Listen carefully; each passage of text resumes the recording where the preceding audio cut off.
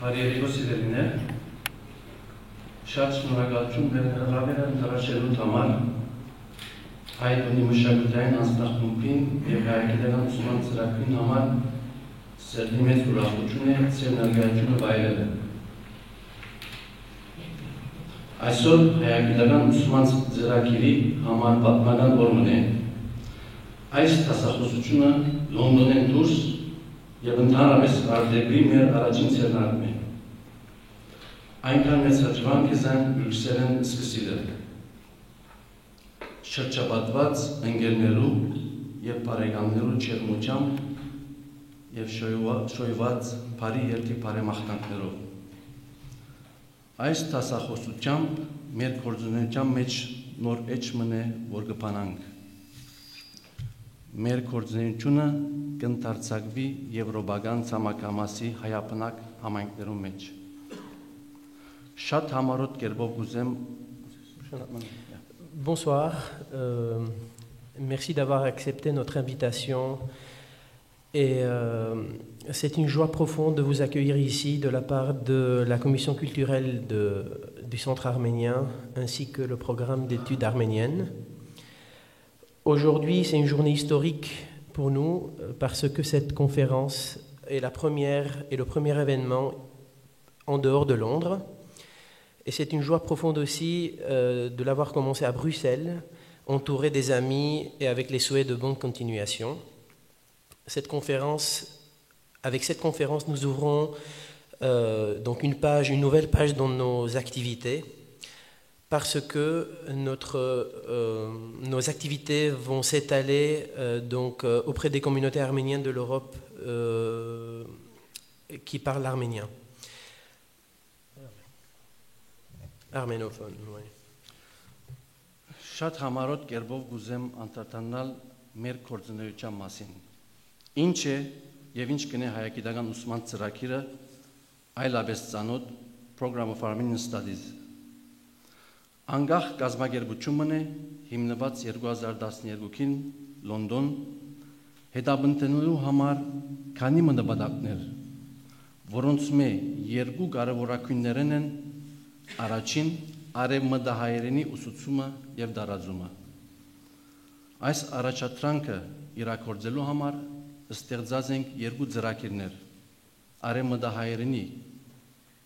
երեկոյան դասընթացները Լոնդոնի համայնքի համար և ամառնային առաքացված դասընթացները հայ և ոչ հայ հանրության համար։ Je voudrais brièvement dire deux mots sur notre activité. Qu'est-ce que c'est que le programme d'études arméniennes, donc le Programme of Armenian Studies? Donc c'est une organisation indépendante qui a été fondée à Londres en 2012 qui a plusieurs objectifs et on souhaite en citer deux. Le premier, c'est l'enseignement de l'arménien occidental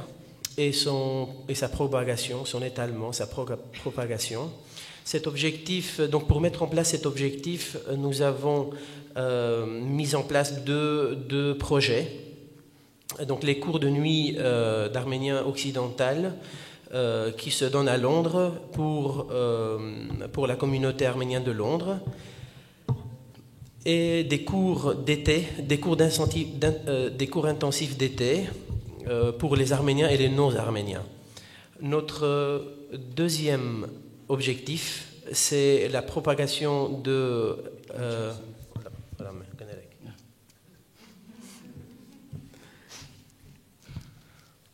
Մեր երկրորդ նպատակը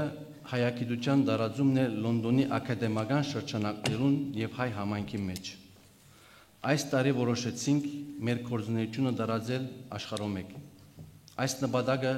երկու միջոցներով իրականացնենք։ Նախ մեր լոնդոնյան ցերնակները արդեն իսկ կտեսակրենք եւ կհերասփրենք մեր գայքեչի միջոցով։ Իսկ երկրորդ հայագիտական ուսման ծրագիրը շնչող ներկայացում պիտի դարձնենք Եվրոպահայ համայնքներու մեջ եւ հետակային այլ ցամաքամասներու վրա գտնվող համայնքներու մեջ։ Բրյուսելով սկսած այս գործը նոր թափ ու գշիր ստանալով պիտի հատկանշվի հարուստ փոխանցությամբ թար մոդեցումներով ու հանտուկն վիճարկումներով։ Ամեն հարց պիտի քննարկվի ակադեմիական լայն շրջածիրի մեջ, հերու հայության իմացական զարգացումը կաշկանդող նեղմուդութենե եւ քավարամուդութենե։ Մեր գործը քաղաքականություն ընել չէ, այլ գիտություն։ Notre deuxième objectif est de propager les études arméniennes dans les cercles académiques de Londres et auprès de la communauté arménienne. Nous avons décidé cette année d'établir notre activité donc, dans le monde entier. Cet objectif, on le met en place, donc 2 moyens sont mis en œuvre pour réaliser ces objectifs. Premièrement, nous allons et nous sommes en train de filmer les conférences et de les diffuser dans notre site internet. Et le deuxième, donc rendre le programme des études arméniennes une présence vivante auprès des communautés arméniennes d'Europe et plus tard pour s'étaler dans plusieurs continents. Donc ce travail qui a été commencé par Bruxelles avec un élan se caractérise avec un contenu riche, une approche fraîche, avec des arguments audacieux. Tout sujet va donc être étudié dans son contexte académique, loin de l'étroitesse d'esprit que bloque le développement intellectuel, qui est trop connu par nous tous.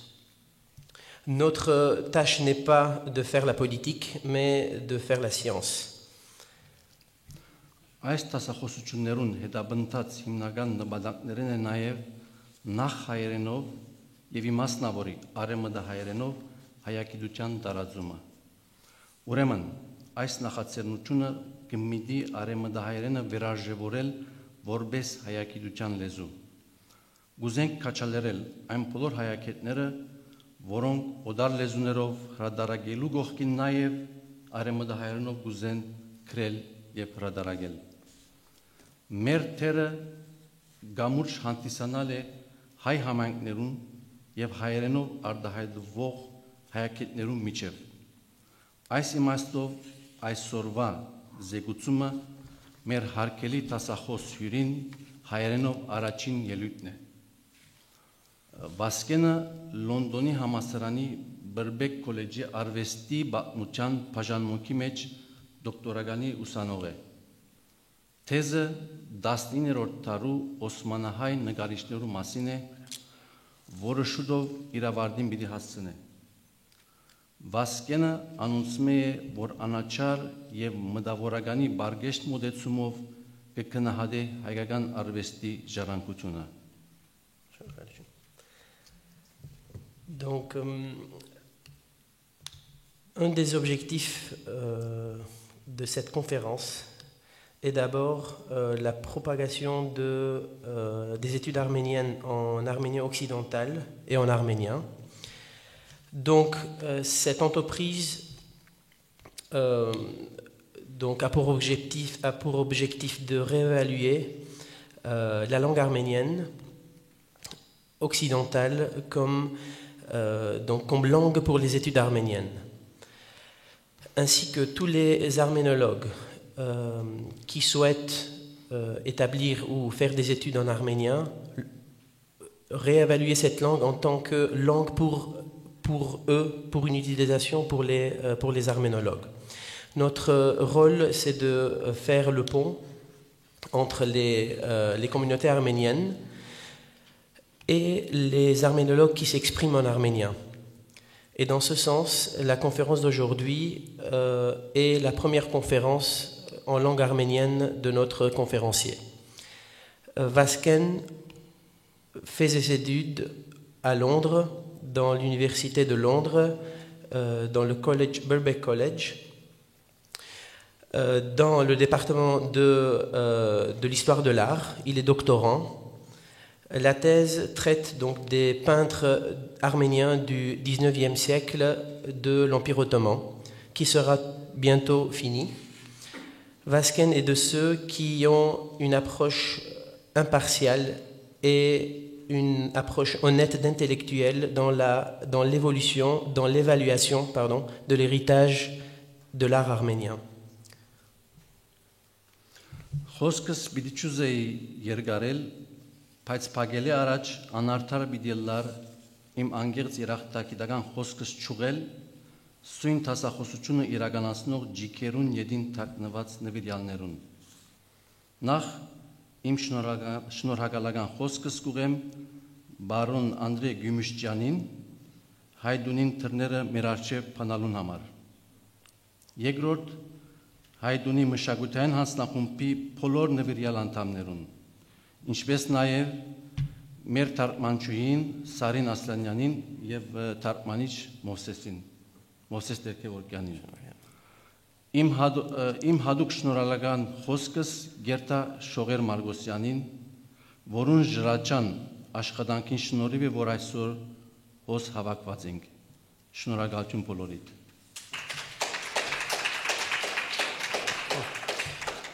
Je voudrais remercier tous ceux qui ont participé à l'organisation de cette conférence.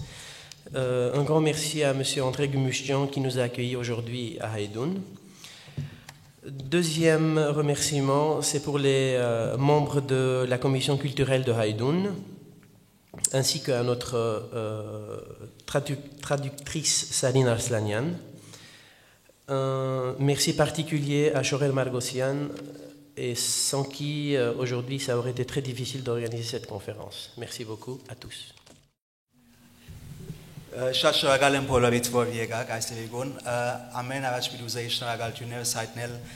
հայկական ուսման ծրագրին հրավերին համար, ինչպես նաև Հայդունը, բայց ամենեն շատ պիտի շնորհակալություն հայտնել Սարինին, որ իսկապես ձանր աշխատեցավ եւ բավական կոմպլեքս տեքստը փորձեց ֆրանսերենով ամփոփել։ So, մասնավոր շնորհակալություն Սարինին։ Նույնպես շնորհակալություն Գրիգորին, որ ծևով մբաճար եղավ, որ Մելքոնյան դպրոցը ավարտել է սիվեր առաջին անգամ լալով հայերենով որևէ աշխատություն ունեմ։ So 30 տարի յետք առաջին անգամ լալով հայերենով գրություն գրեցի։ So այսպես սկսենք։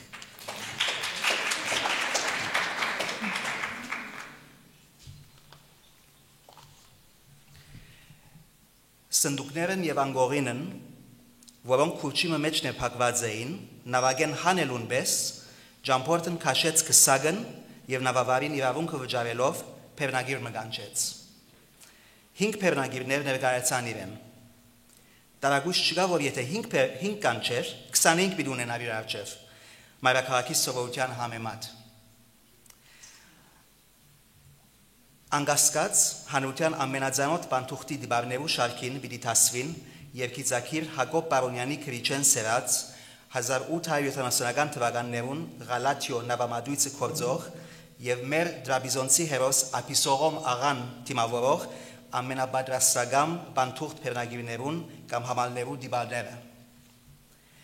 Պարոնյանի մեծաբադի մուրացկաններուն լույս տեսնել են հավանաբար 2 կամ 3 տասնամյակ յետք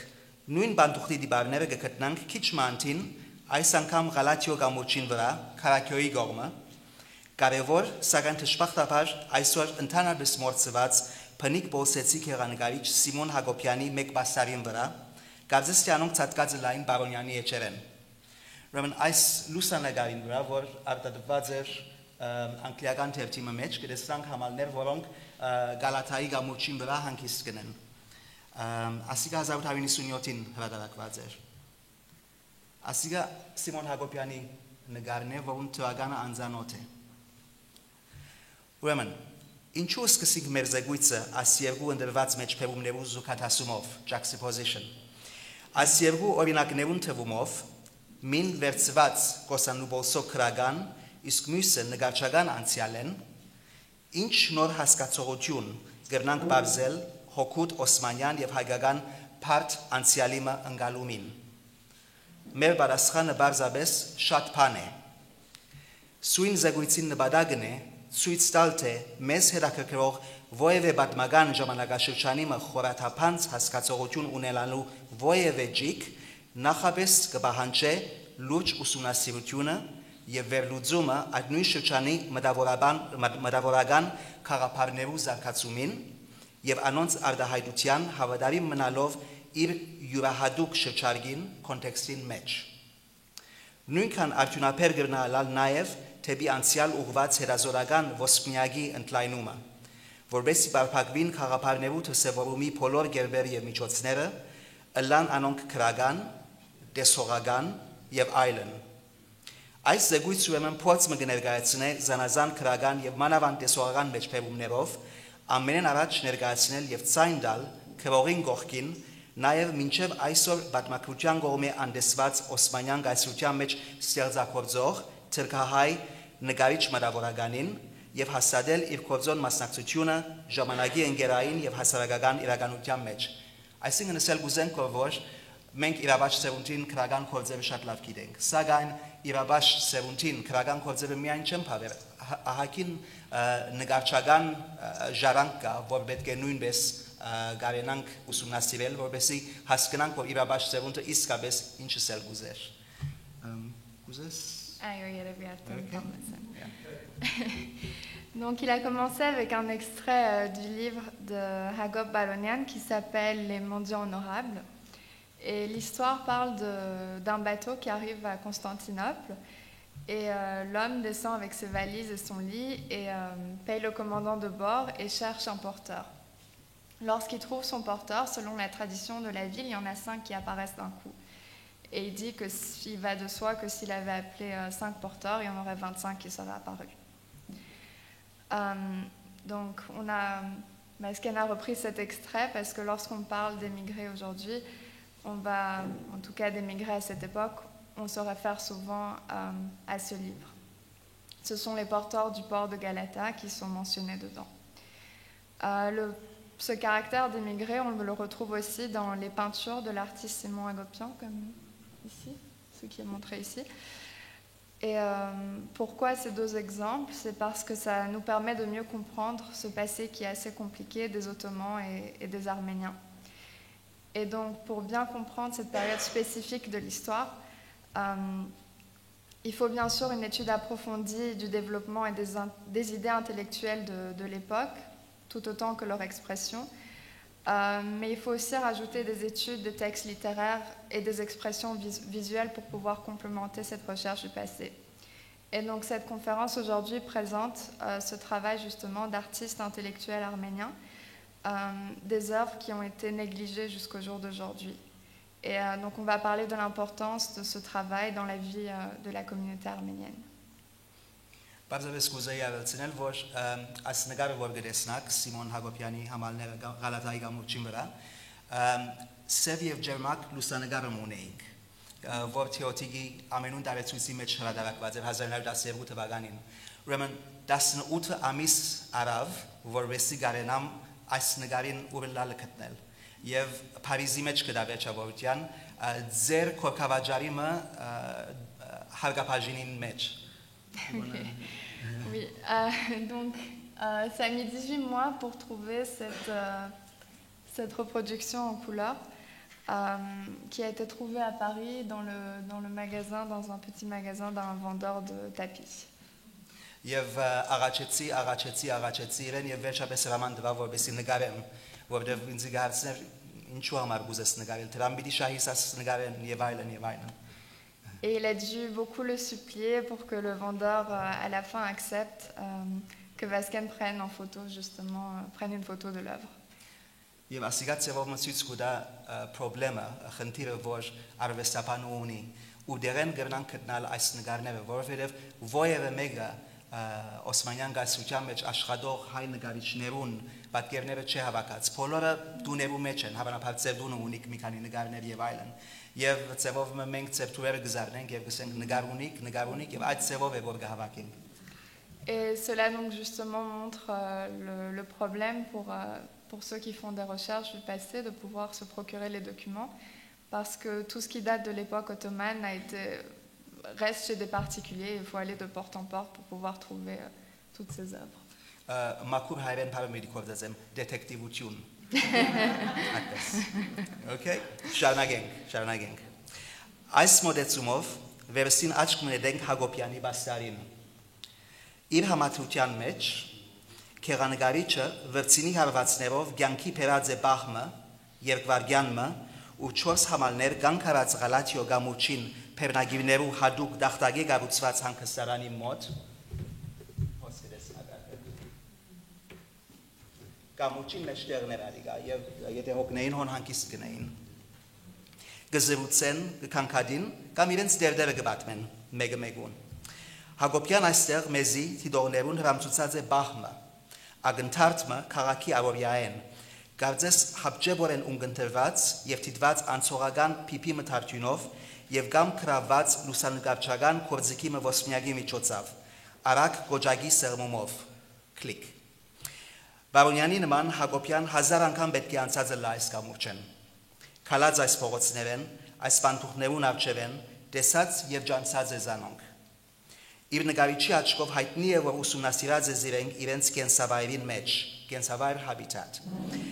Օսմանյան գայսության մայրաքաղաքի փողոցներուն կամ խաներուն մեջ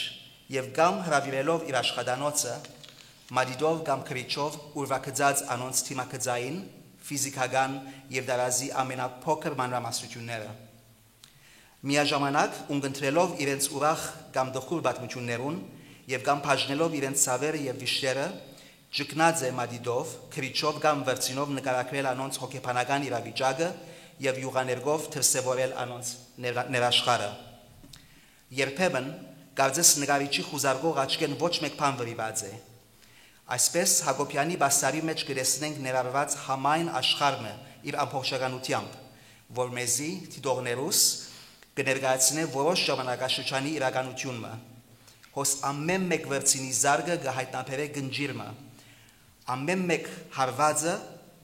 խոշոմը ամեն մեկ քվանքը քրդինքի գաթիլը հոսում գտեսնակ թիմակիցը գտեսնակ չեմ գիտեմ որքան հստակ է բայց քրդինքը գա բոլոր խոշոմները կան եւ ամեն մեկը պատմությունը կներկայացնի ասիկա կարծես թե հոգեբանական պորտրե մնե գենտանակիր մնե ամեն մեկ խոշոմը գնջիրը եւ քրդինքի գաթիլը կբարբագե պատմությունը նորեն բարձրապես բիդուզեի այս համալին ցերկը ցույց տալ նորեն շատ հստակ չէ բայց ցերկի արտահայտություններով ալ ջեստերներով զանազան բաներ կարտահայտվին շատ բաներ կարտահայտվին երբեք բադահական չէ որ Հակոբյան իր համալները զետեղած է մեծ մայրաքաղաքի սրդին կենտրոնական զարգերագին վրա այսինքն Գալատայի գամուրջը հոս նկարիչը իր բաստարին վրա հաղորդած է Օսմանյան մայրաքաղաքին ահավոր եւ եզակի հսկայությունը որպես հեղավոր աղոտ կոդիմը որ շրջապատած է զանոնք նկարին մեջ Գալատյան հերուն Գալատիո աշտարակը երերտանք որ տեսնականոնք Ուրեմն Գալատայի աշտարակը գտեսնակ հերուն շատ հերավոր ձևով նկարված Գալատայի աշտարակը եւ ավելի անտին փերայի բարձունքները բարուրված են խորհրդավոր մշուշովը Կարծես հեղինակին նպատակը յուղաներգի շոյանքներով գառուցել է խորհրդավոր մարախուղումը, որովհետեւ դիտողներուն հաղորդե, թե այս թրսեցի բանտուղ համալներուն համար մայրաքաղաքը աղբյուր է թե սկանչացումի եւ թե բադեղության եւ արիտի, բայց նաեւ կներկայանա որպես թժողք։ Donc cette peinture d'Hagopian redonne vie à un moment très précis dans le temps, à une seconde précise pendant laquelle 4 porteurs se trouvent près du sur le pont de Galata. Ils socialisent, se plaignent, ils parlent de leurs problèmes de la vie quotidienne. Et donc ici, cette peinture Hagopian nous montre une seconde de cette vie quotidienne qu'il y a dans la ville. Et tout comme Baronian, Hagopian a dû traverser ce pont plus de 1000 fois, marcher dans ces rues en passant à côté de ses porteurs. Il a dû les voir de nombreuses fois et les connaître. Donc il est clair que le peintre a vraiment pris le temps de bien les observer dans leur habitat, c'est-à-dire dans les rues de la capitale et aussi dans les khan. Il les a peut-être déjà invités dans son atelier où il a dessiné leur visage et les traits physiques en détail, donc les gouttes de sueur, les rides et tout ça. Et En même temps, il a dû écouter leurs histoires, tout aussi bien joyeuses que tristes, et partager leurs peines. À travers ces peintures, on voit que Hagopian a essayé de rendre visible l'état d'âme de ses porteurs et le monde intérieur de chaque personne. Du coup, pour nous, c'est comme une porte il nous montre un autre monde et la réalité de cette époque. Donc, ce n'est pas par hasard, en fait, que les porteurs de Hagopian se retrouvent au cœur de la capitale. C'est parce qu'à travers sa toile, le peintre veut nous montrer la grandeur qui encercle ses porteurs dans la capitale ottomane. Et ici, sur ce tableau en particulier, on voit au loin la tour de Galata. Et encore plus loin, il y a la brume sur le quartier de Pera. Donc c'est comme si en fait c'était fait exprès pour que celui qui regarde la toile puisse comprendre que cette capitale, c'est autant une source de joie et d'opportunités pour ses porteurs, mais c'est aussi un enfer. Վերադառնանք Բարոնյանի։ Որ կողմը պիտի երթակ, աղա, հարցուց փերնագիվներեն մին, մեկ ոտքը սնդուկներեն միույն վրա գողելով։ Փերա, ծաղկի փողոց թիվ երկու պիտի երթամ, պատասխանեց խոշոր մարդը։ Շարաղեք հասկացա, Փերա ծաղկի փողոց, պատվական փողոց մե, ասավ հարցումը ննող փերնագիրն եւ սնդուկ մշալգելով սկսավ երթալ։ Ծաղկի փողոցն ես ալ գիտեմ, ասավ երկրորդ փերնագիրն, եւ սնդուկին մեկն ալ ինքն առնելուն պես Փերայի ջամփան բռնեց։ Ես ալ ամեն օր երթամ ծաղկի փողոցն ասավ երրորդն, եւ մարդուն անգողինը կետնեմ վերցնելն, գվնագին վրա առնելն ու վազելն մեկ եղավ։ Այս գործողությունները այնքան արագությամբ կատարվեցան, որ մարդը շվարելով սկսավ 4 կողմը նայել, տեսնելու համար փերնագիրներն, որոնք բազմության մեջ անհայտ եղած էին։ Ծաղկի փողոցը մենք ալ գիտենք, աղա, մեզի ալ բան մտուր, որ դանենք, ըսին մյուս երկու փերնագիրները։ Ծաղկի փողոցն ալ կետնին դականցնի թուգալ պատասխանեց մարդն, որն այդերը նեուտենեն գարմերիլ սկսած էին։ 19-րդ դարուն ընթացքին քավարացի բանթուղթ փերնագիրը կամ համալը Կոստանդնուպոլսո ամենեն աչքարու դիպարներն մեկն էր։ Ինչպես արդեն իսկ վկայեցինք Ափիսողոմ աղայի փորձառութենեն, համալն էր, որ առաջին թիմավորողը գլար Օսմանյան մայրաքաղաքը ժամանող ճամփորդը խուժելով անով վրա։ Նույնքան անհրաժեշտ էր իր սպասարկությունը դեղացիին համար։ Բոլսո փլուրներուն խորդուփորտ եւ նեղ զարիվեր ու զարիվար խջողված ճամփաներուն վրա աբրանքի եւ զանազան իրերու փոխադրության համար։ Արդարև Բարոնյանի հերոս համալները հակառակ որ ոչ լսած էին եւ ոչ ալ տեսած էին Ծաղկի փողոցն, ամեն քայլափոխին իրենց թեմն ելողներուն հարցնելով ամիջապես կդան Ծաղկի փողոցն եւ թիվ 2 դան թուրը զարգին։ Բարգեշտորեն հասցնելով Ափիսողոմ աղային ճամբուկները իրենց իրավացի տեղը։ Ah, pas de problème. Donc de retour au livre de Baronian,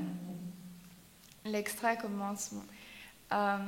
Le premier portier demande on va de quel côté, et l'homme fort, donc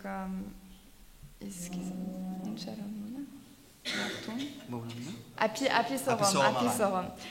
Et donc répond à Pera, rue des Fleurs, je me rends au numéro 2.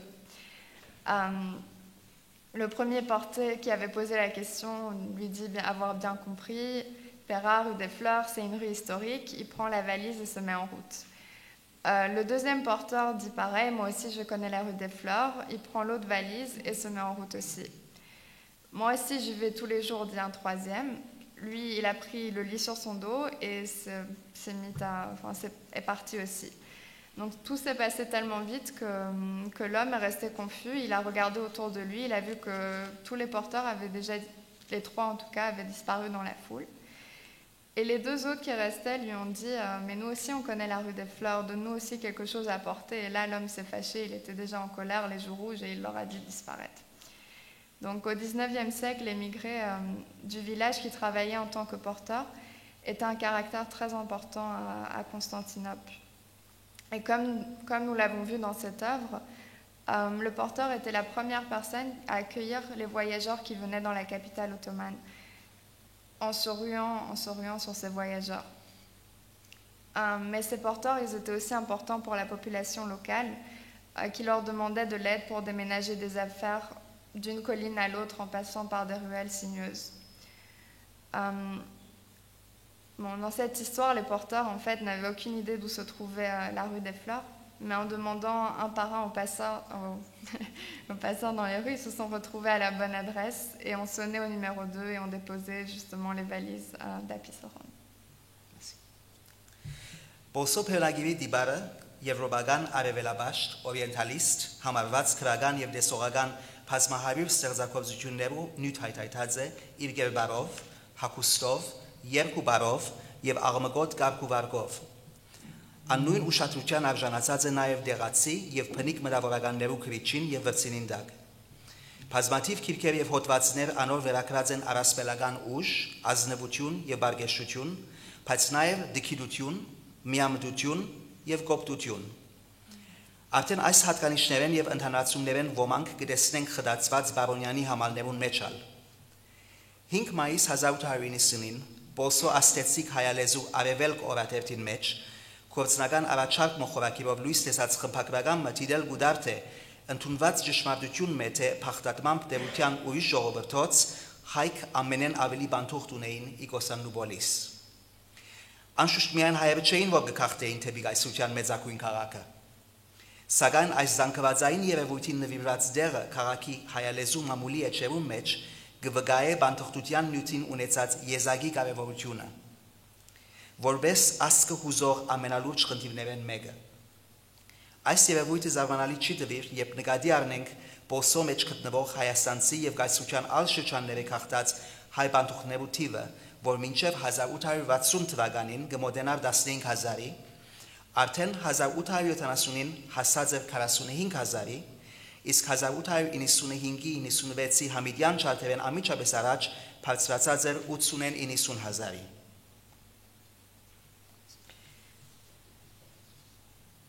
Alors, le porteur de Constantinople, avec ses vêtements colorés, ses danses et sa voix haute, était un sujet très important dans l'art européen imprégné par l'orientalisme. Ce caractère était aussi important pour les intellectuels locaux. Beaucoup de livres et d'articles ont attribué à ces porteurs des forces légendaires, de la noblesse et de l'honnêteté, mais aussi de l'ignorance, de la naïveté et de la brutalité.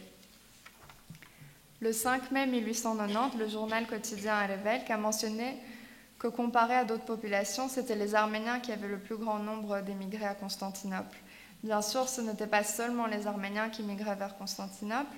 mais les médias de ce moment-là décrivaient cette migration arménienne comme un problème très triste et sérieux pour justement ce groupe ethnique. Et cette observation devient plus claire lorsque l'on regarde les chiffres. En 1860, on se rapprochait des 15 000, en 1870 de 45 000, et en 1895-96, avant le génocide, on en comptait déjà entre 80 et 90 000.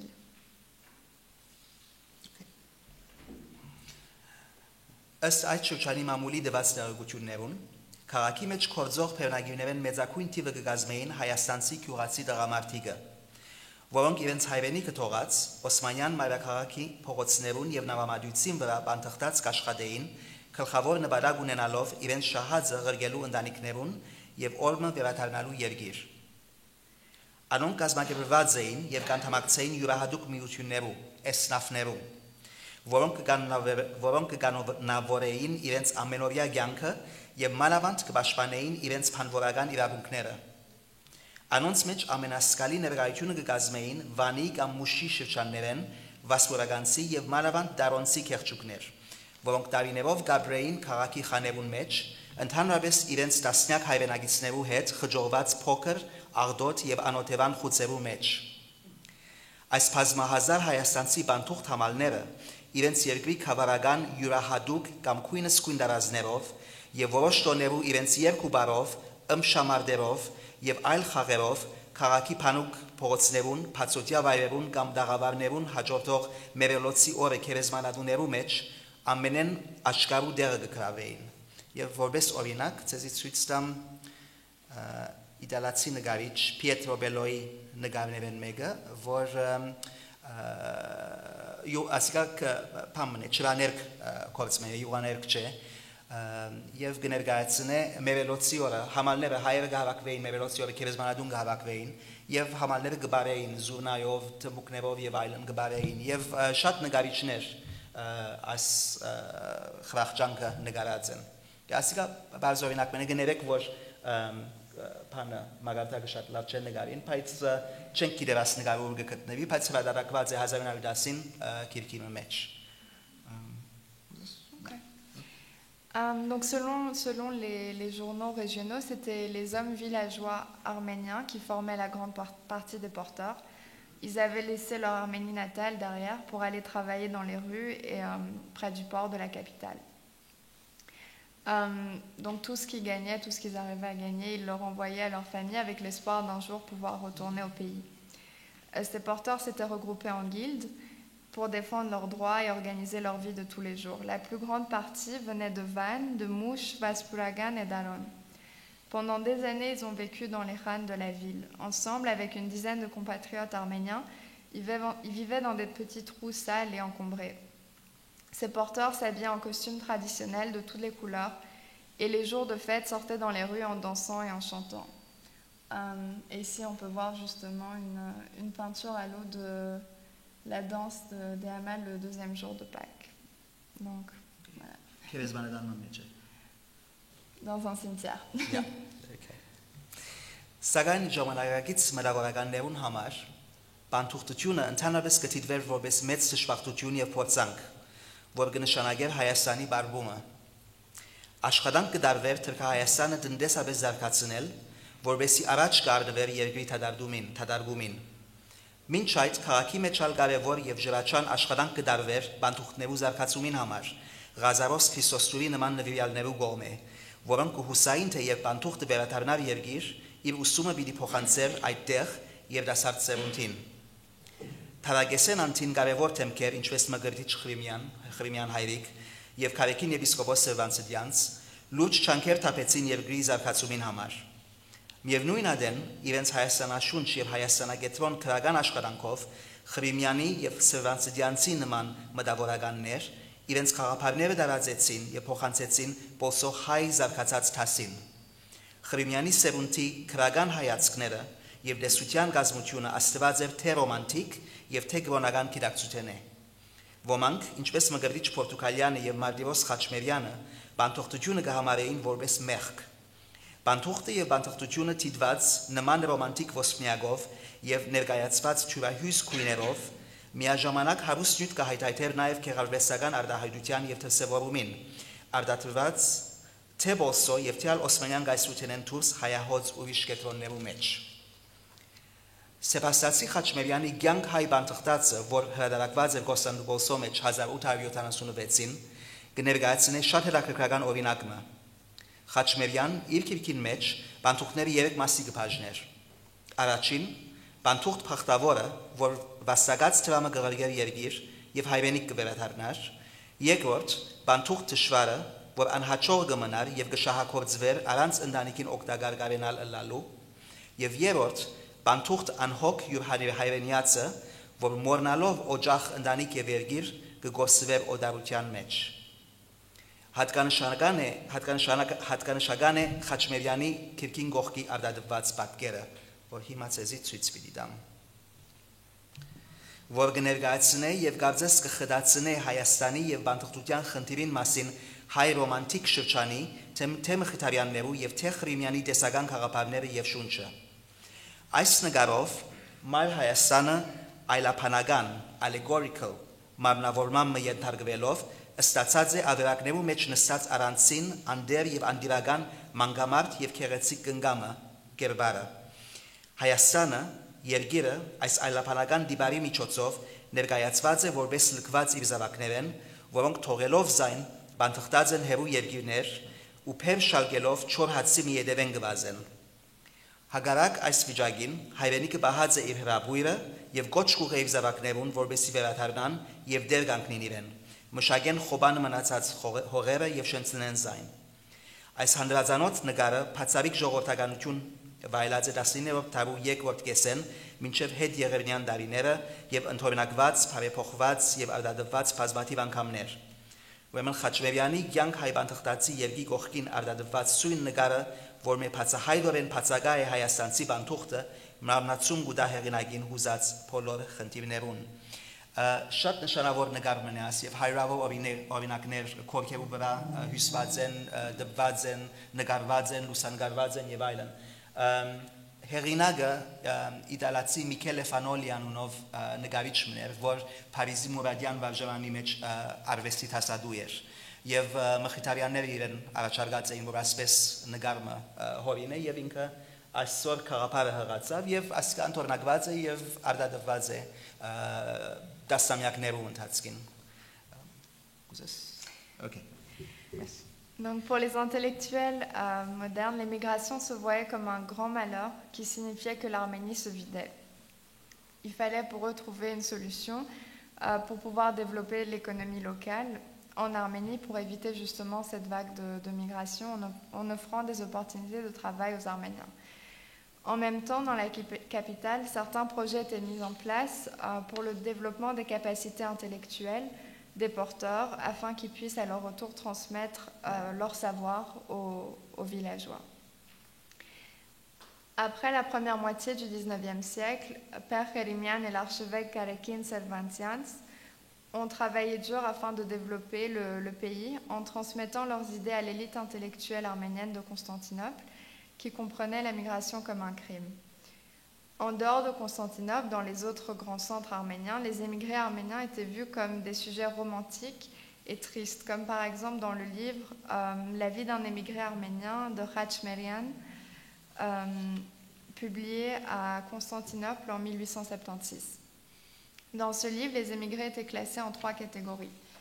Le premier, l'émigré chanceux, il renvoyait de l'argent au pays et ensuite il retournait lui-même. Le deuxième, l'émigré malheureux, il ne réussissait pas dans son milieu, on profitait de lui et n'arrivait pas à subvenir aux besoins de sa famille. Le dernier, l'émigré sans souci, il oubliait ses origines et s'assimilait dans son environnement.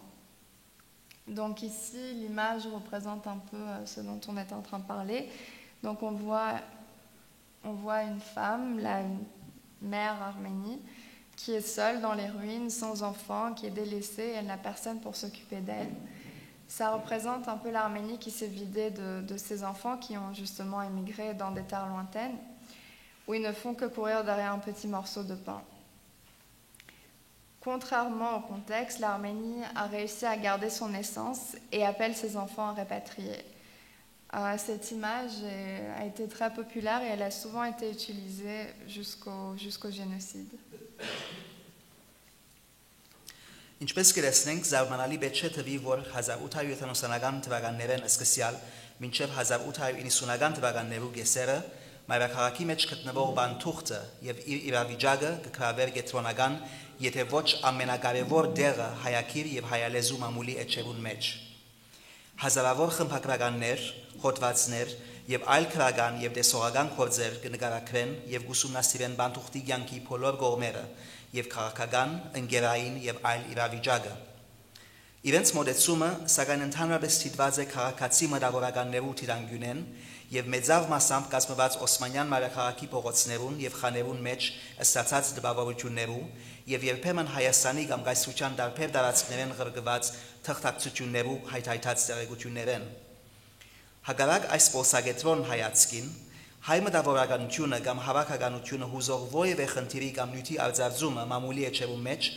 անպայման կանտրադառնար նաև հայ բանթուղթներու եւ իրենց ընտանիքներու ոչ նախանցելի տնտեսական, քաղաքական եւ ընկերային վիճակին, թե բոլսո եւ թե իրենց հայրենիքին մեջ։ Խոստովանաբար բանթուղթը կներկայացներ նաև Հայաստանի թեմքը Օսմանյան մայրաքաղաքի փողոցներուն վրա, թեմքը, որ ընդհանրապես խեղճուկ եւ աղքատիկ ցնցոտներով պատված էր։ 1880-ական թվականներն սկսյալ գտեսնվի տարբեր ընդհանրապես եվրոպական իրավաշ մտավորական քաղաքապարների աստված մոդեցումը բանթուղթության երևույթի եւ բանթուղթներու նկատմամբ։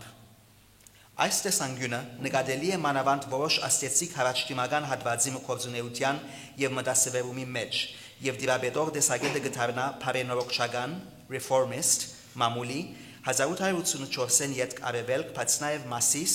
եւ գրակունդ եւ 1891-ին մինչեւ 1896 հայրենիք թերթերուն էջերուն մեջ հարաբարակիրներու եւ մտավորականներու իրաբաշ կոչված realist իրաբաշ կոչված այս սերունդը բանթուղթը եւ զինքը վերապերող եւ հուզող զանազան նյութերը գտիդեր մանրամասնորեն գզններ եւ գմոդենար նոր աշխարհիկ ոսմիագովմը հագարակ ասոր այս նոր ուղղության մաս կազմող եւ ինքնին իրաբաշ սեվող կորձերու մեջ իսկ հին հոսանքներու ասացությունը նշмарելի է Okay. Իրաբաշ մամուլը մանավանդ 1880-ական թվականներուն անընդհատ կքններ բանթուղթի իրավիճակը անօբզանազան երևույթներուն համար բարենորոգումներ առաջարկելով կամ պահանջելով բազմաթիվ խմբագրականներ նվիրված Օսմանյան մայրաքաղաքը հուզող զանազան հարցերու եւ բազմազան երևույթներու առողջապահութենե եւ համաճարակներու դարաձումին պատճառները ծեծել են մինչեւ գրթական եւ դասյարակչական խնդիրները բարձել են քրեթե առանց փասարության օրինակ կմեջբերեն բանթուղթները Եվ քոլերայի, հնդկական ինֆլուենզայի եւ զանազան հիվանդություններու քաղաքի մեջ ծառայումին պատճառները գուսումնասիրվեին,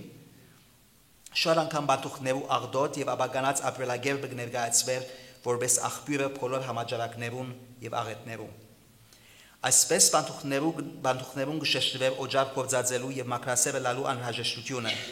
Դժվար փամմանավանդ խաներու մեջ ապրող բեկյարներուն, բեկյարը սելով որտեղ մեծամասնությունը բանթուղթներուն դրամատիկ էին, իրենց քյուրերը ցկած էին, բեկյար թրքերնով կնշանակե չամուսնացած անցմը, չամուսնացած դրամարտը, բայց ասոցմեն շատերը ամուսնացած էին եւ իրենց գիները զավակները վան մուշ թողելով բանթուղթած էին գոսանուբոլիս։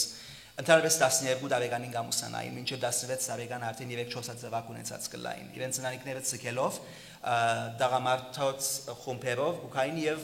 բոլիս խաներու մեջ ամեն մեկ սենյակի մեջ 10-12 հոգի այսպես խջողված առանց ճուրի առանց մինչև իսպադուհանի եւ այլն այդ վիճակի մեջ կապրեին սո կրնակ երևակայել ծմերը փնավ չէին լոկնար եւ ուրեմն կրնակ երևակայել 4-5 ամիս եթե չլոկնաս նույն հակուսներով կնանաս նույն հակուսներով արտնաս եւ աշխատիս կրնակ երևակայել ինչ քաղցրահոտ ապրելակերպ ունեին իրենք Ուրիշ նյութը որ կսպարեցներ բոսահայ իրաբաշ մտավորականությունը բանթուղթներու գրթության հարցներ ինչպես Խրիմյանի սերունդը այս շրջանի մտավորականներն ալ չանկեր գտապեին անոնց գրթության համար թե բոսո եւ թե իրենց հայրենիքի մեջ Միևնույն շնչով կնաթադվեր բոսահայ հասարակությունը, որ ընդհանրապես զանոնք կտեսներ եւ կընկալեր որպես հեգնանքի եւ զաղրանքի անարգա։ De 1870 à 1890, dans les médias de langue arménienne, les migrés occupaient le caractère principal. On parlait de leurs conditions économiques, politiques et sociales qui étaient peu enviables. À partir de 1880, on constate une approche plus réaliste et moderne dans les médias. On regarde les émigrés d'un nouvel œil et on demande des solutions pour améliorer leurs conditions de vie misérables au niveau de la santé et de l'éducation.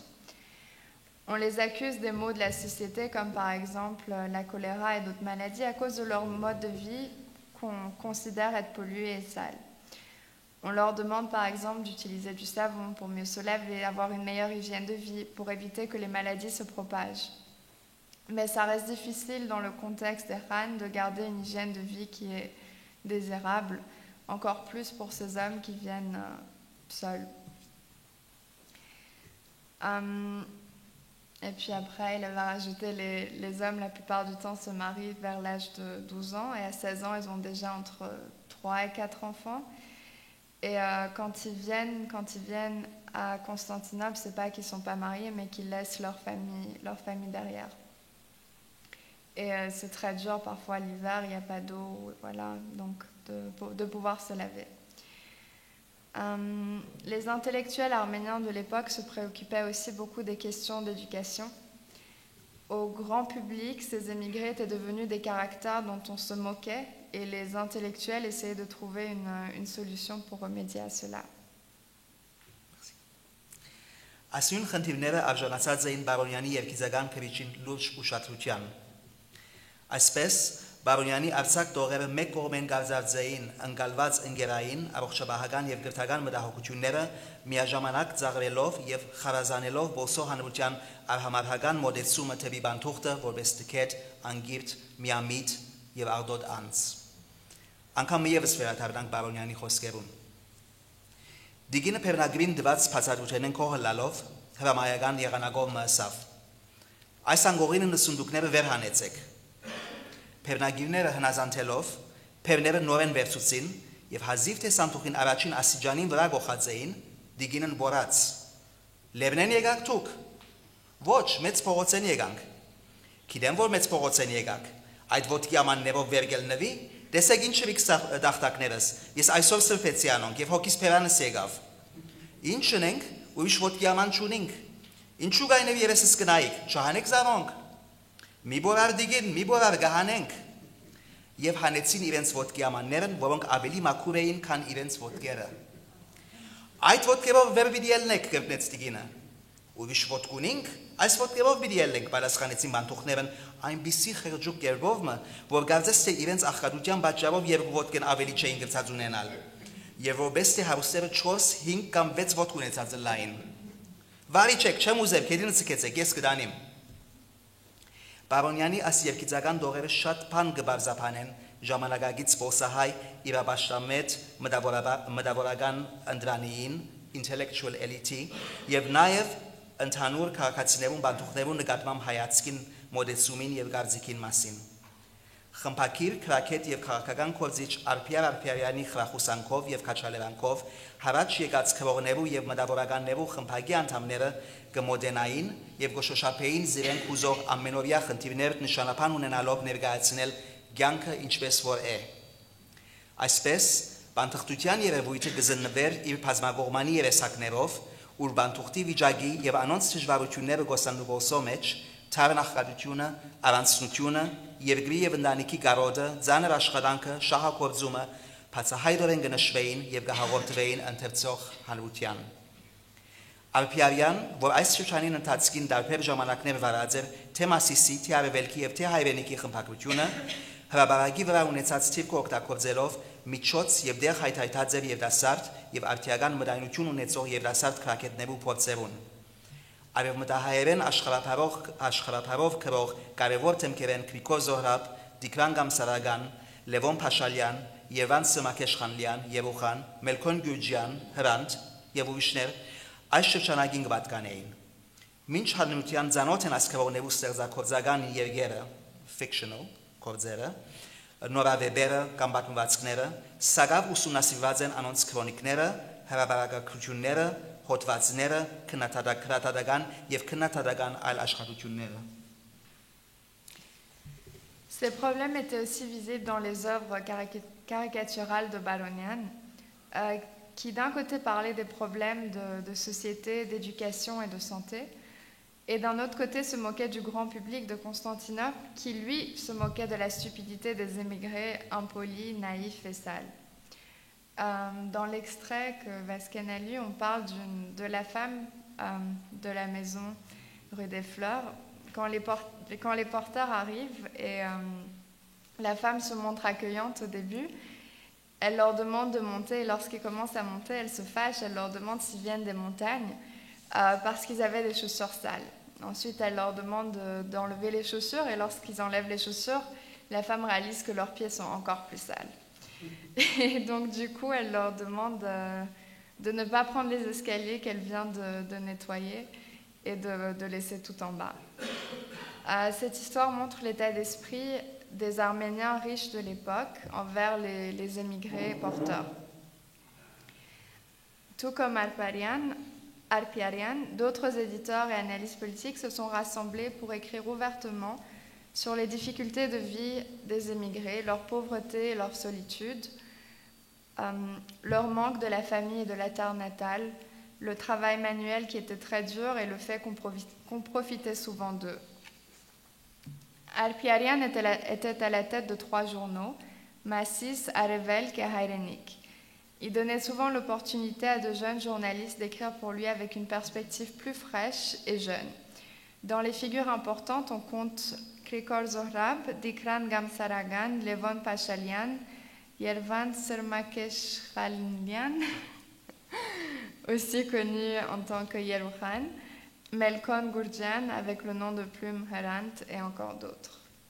Et ce sont des extraits de leurs livres, de leurs articles et tout ça, qui ont été, de leurs contes aussi, qui ont été souvent lus à cette époque. Այս խմբագեն բանթուղտին իրավիճակը ամենեն ավելի դիվաբեդած է հրանտին քրիչի արդարությունը 1889-ի եւ 1892-ի միջև Ալփիարյանի հրավերով հեղինակը հրապարակած է իր մոտ 2 դասնյակ բանթուղտի կյանքի նամակները ուր խստորեն քննադատած է բոսեցնելու եւ բոսահայերու ցուցաբերած անհոգությունը եւ արհամարհանքը քաղաքացիներու հանդեպ Հրանտի ընդգծած եւ թադաբարդած արհամարհանքը ընդեմ կավարացի բանթուղներուն կարելի է գտնել բոսահայ կամ քաղաքացի հասարակության բոլոր խավերուն մեջ Ան երբեմն կդրսևորվեր որպես փածեի փածշտամություն Երևան քալով մինչև իսկ մտավորական շրջանակներու մեջ Օրինակի համար Քրակետ եւ հրապարակագիր Երևան Տեր-Միլջիբաշյան 3 հուլիս 1893-ին Ձաղիկ օրաթերթին մեջ հրատարակված բանթուղներուն խորակիրով հոդվածին մեջ կհարցներ Գելակ գուկակ Ինչու գուկակ Հայրը ասենք որ հաց կդակոս բայց երկիրը մնալով քոնե ընդանյաց քովը գտնվելու արավելությունը պիտի չունենայիք Ալավելի փածասական եւ արհամարհական է Ձաղիկ օրաթերթի խմբակրաբեդ Այբ Սուրենյանի 23 փետրվար 1891-ի Խավարային կյանք խմբակրականի եղանակը ու հեղինակը բանթուղները բաժնելով ընդունակ եւ անընդունակ հատվածներու եւ քանքադելով ըստ իրեն զույլ մշեցի եւ բանեցի բանթուղներու Փերնեն արդապերված անբագաս դրունչեն կհարցնե Գրնակցուցնել գեսարացի Փերնագիրը դան մեջ ծարայող սպասավորը Փաղանյաց մանչմը ասին փաղնիկի մեջ աշխատող մանչմը կամ ալ այսպիսի քծուց եւ ապարդյուն աշխատության հանձնարումը ոչ որոնեցեք պատճառը եւ պիտի գտնեք Սուրենյանի գարձիկով պատճառը գեսարացիներու նաեւ ագնցիներու եւ արաբկիրցիներու աշխատասիրությունը չարքաշությունը սրամոդությունը համբերությունը եւ ինքնօգնությամբ զարգացումի հասնելու դենչն են որոնք բոլորն ալ ասկին բադիվ գբերեին Ըստ հեղինակին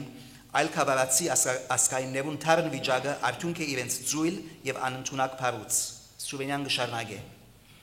Արդ այս կորձունեությանն եւ հարաճտիմությանն դենչը գրեթե բնավին անձանոթ եղած են մեր մշեցի, վանեցի, քրեցի եւ զնգացի, քարահիսարցի, խարփերցի, սեփասացի եւ այլ բազում կավարած ասկայիններուն ըստ որում առաջին վանեցիկ կամ մշեցիկ այստեղ կալով Փերնագիր կամ վաճառարանց մեջ բահաբան կամ անոնց մեջ փոքր իշադե Փանքետ եղողներն սենեգաբեդ եղած են եւ գուզեմ ներողություն խնդրել բոլոր անոնց որ ներկա են եւ որոնց ընտանիքները մուշեն, վանեն, քրիեն եւ զգային, քարահիսարեն, խարփերտեն եւ սեբաստիանեն գուքան ասոնք իմ խոսքերս չեն, ասոնք Սուրենյանի խոսքերն են բայց միս կողմի եթե գեսարացի եք, ագնցի եք եւ արաբկիրցի եք կնշանակե որ ծեր նախահայերը իսկապես խելացի անձեր եղած են, մեծ մարդիկ եղած են Ուրեմն, թարերեի վերջ ավանդապար գշարնագի այս վիճակը Գրեթե բոլոր վանեցի եւ մշեցի բանդղտելոց մեջ եւ այսպես պիտի լինի մինչեւ որ աշխատասիրությունն եւ իրենց միտքն ու դենչ այլուր չդեղափոխեն զիրենք այս կարգի ժողովուրդներ հարաճտիմության անընդունակ հրճակված են ի հնուց անդի եւ այս փարոյավես ճշմարիտ է վանեցին մշեցին քրեցին սեփաստացին ինչպես իրենց բանդղտության իրենց փնիկ երկրի մեջ ալ դժվար պետք է լինին մեր դեսության համաձայն եւ են իրոք ոչ միայն մարմնով դժվար այլ եւ մտոք այլ եւ փարոյական գենցաղով Entre 1889 et 1892, Herant a publié une vingtaine de lettres sur la vie des émigrés. Dans ces articles, il jugeait fermement l'attitude hautaine des gens de la ville envers les villageois qu'on pouvait voir dans les 4 coins de la capitale. Il était tellement direct dans son écriture qu'il s'est attiré de nombreux ennemis. Contrairement, les journalistes de Dzari, comme par exemple Yervant Dermidjibashian, qui a écrit le 3 juillet 1893, « Vous partez, vous venez, et pourquoi vous venez? Vous avez trouvé du pain ici, mais est-ce que ça ne serait pas mieux de rester au pays près de vos familles ?» Le rédacteur en chef de ce journal, Soulenian, tenait une section appelée « La vie du village » où il se plaignait des émigrés et les insultait de paresseux, sauf s'ils venaient des villages honorables comme Gessaria, Agen et Arabkir.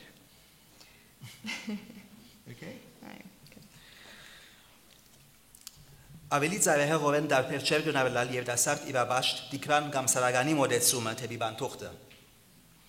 Գամսարագան Հարո գարջ վատնվածքով հասկացողությամբ եւ գարեկցանքով գտվե եւ դասարդ հարոին բանդխտության ծուբը վերցնելու պատճառները։ Բայց հարոն ինչպես ապրև երկրի մեջ, որոնց վրա սև գծաթեր արևը։ Նամուսը անարգված, ցանկնի վտանգի եւ թալանը անգուշտ շնակախց։ Եկեր էր հարգահավաքը, ժահաթեմ դաջիկ, խլելու փրդորեն հարոյենց ողորմելի հուրագին հետին գահույքը, դուրքի մփոխարեն զորչեին գծած վճարել։ Զիկուրդը անցեր իրենց հողերեն մյուսեն առաջ։ Շնորհը չէ արդեն որ խնայել էին անոնց կյանքին։ Երգիր տրախտավայր ներասիգա։ Վասպորագանի այս համեստրուկ զավակն ալ եկեր նետվեր այս խաժամուժ բազմության ծոցը Գալատիո քեհենին մեջ մատնված անոր դրոփումներուն եւ իր աշխատանքին միամիտ եւ խանդարադիչ մասնակցությունը բերելով հոն այդ դենտակին ու խոլքով զունեության։ Այս հատվածը հստակորեն գգրե հրանտի սունջը։ Սակայն միայն քրակետներ չէին, որոնց մտասևերումին արարգատ հարցած էր բանթուղթի իրավիճակը։ Զեկույցի վերջին մասը գուզեմ հատկացնել այս շրջանի բոսո մեջ կոբձող նկարիչներու կոբձևեն մեջ պերումներու։ Գուզես հոսվաննել և անգետ կես նկարիչներու մասին կխոսեմ։ Okay. Merci. Dikran Gamsaragan avait lui aussi, tout comme Hrant, une approche différente de la question. Lui a raconté l'histoire de Haro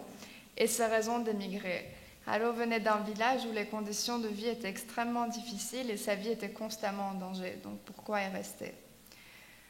Cependant, ce n'était pas que les écrivains qui parlaient des conditions de vie des émigrés. Il y avait aussi des peintres de la capitale et on va toucher à ça maintenant. Ըմնասիկա վերջին մասն է ցեզի մի քանի նկարներ գուզեմ ցցնել այդ ժամանակաշրջանի նկարիչներու վերցինեն։ Իրավաշ սկայություն, sensibility, ունեցող այս նկարիչներեն Սիմոն Հակոբյանի բաստարներեն մեգուն արդեն անդրադարձանք ավելի առաջ։ Հակոբյանեն եւս երկու բաստարներեն զատ մի քանի վարյան պիտի հատկացնենք մայրաքաղաքի կարևոր եւ հարգված նկարիչներեն Պետրոս Սրաբյանի եւ Կարապետ Նշանյանի որոշ ստեղծագործություններուն, որտեղ նկարիչը լրջորեն մոտեցած է բանթուղթի դիբարին եւ վերցինով կյանքի գոչած է զայն նկարագրած անոր իրականությունը եւ շոշափած իր ներաշխարը։ Ուրեմն սկսենք Պետրոս Սրաբյանի Վանեցի հայ մուրացիկը եւ Սիմոն Հակոբյանի Վանեցի մուրացիկ կինը յուղաներ բասարներով։ Առաջինը նկարված 1882 թվականին եւ ցուցադրված նույն թվին Բոսո ցուցահանդեսներեն կարևորակույնին ABC Club-in մեջ կներկայացնե ձևունի մուրացկանմը, որ աղիողոր նայվածքով եւ սրդարուճ աչքերով ապփած ցերկի երգնցուցած է դիտողին, ասիկա actually մյուս նկարն է, բայց հոս մդեր է, okay։ Ուրագի թիմելով անփած ինքնալ ուրագի գտիմե գոր մեր կտության, այսինքն դիտողին կտության եւ կարեկցության։ Հայտնեվո բանթուղթ կավարացի մուրացիկներ Բոսո ամենօրյա իրականության մաս կգազմեին։ Եմ շատ մեծ թիվով մուրացկաններ կային Բոսո մեջ, ոչ միայն հայ, բայց բոլոր ասկուտենները։ Օրինակի համար նկարիչը Վարվեստապան Ռաֆայել Շիշմանյան գրած է թե ինչպես անկորձ եւ հուսահատ հայաստանցի բանթուղթներ գտարնային Բոսո հայկական թաղերու փողոցներու մեջ շերտ մահաց մուրալու համար եւ սակայն զաղրանքի արարգալ գտարնային եւ անկութորեն կքարգոցվեին լագոտներու կողմէ։ Սակայն այս նկարին մեջ քեղանգարիչը ներմուծած է իմաստի արավել խավմը։ Սրաբյան իր դիբարը Վանեցի անվանելով անմիջապես կփոխադրի բաստարը հուզողնյութը թեպի Հայաստան եւ կգաբե զայն այդ թվականներու Հայաստանի մեջ տիրող մեծ սովին, որոնց ցաներ հետևանքները սկացված էին մասնավորապես Վասպորագանի շրջանի մեջ։ Այստեղ պետք է նկատի առնենք Աբդուլհամիդ II քաղաքալության դարիներուն հետը խստացող քրակնությունը, որ Օսմանյան բազմալեզու մամուլին արչև նոր խոչընդոտներ գտներ եւ արգելքներ կբարձրացներ ընդեմ խոսքի ազատ արտահայտության։ Համիդյան քրակնիչը այս նկարի մեջ խաղաղապահախոսական կետնի վրա ովևէ վտանգավոր բովանդակություն չգտնելով արտոնած էր անոր ցուցադրությունը, որովհետեւ քրակնիչը գովոշեր եթե նկարը գրնար ցուցադրվել կամ ոչ։ Եվ աս մեկը արտոնված էր թվականը 1882-ն է։ Սակայն ժամանակակից մտավորականներուն համար նկարիչի մտադրությունը ակնհայտ էր, ինչպես Երևան գբեր 28 մայիս 1882-ի Մասիսի մեջ նկարահանտես խորակիրով լույս տեսած քննադատական հոդվածը։ Ասկասեր ծածկանունով ստորագրող քննադատը գխոստովաներ թե ոչ միայն խիստ աստվածը Սրաբյանի ըսկայուն վերցինեն,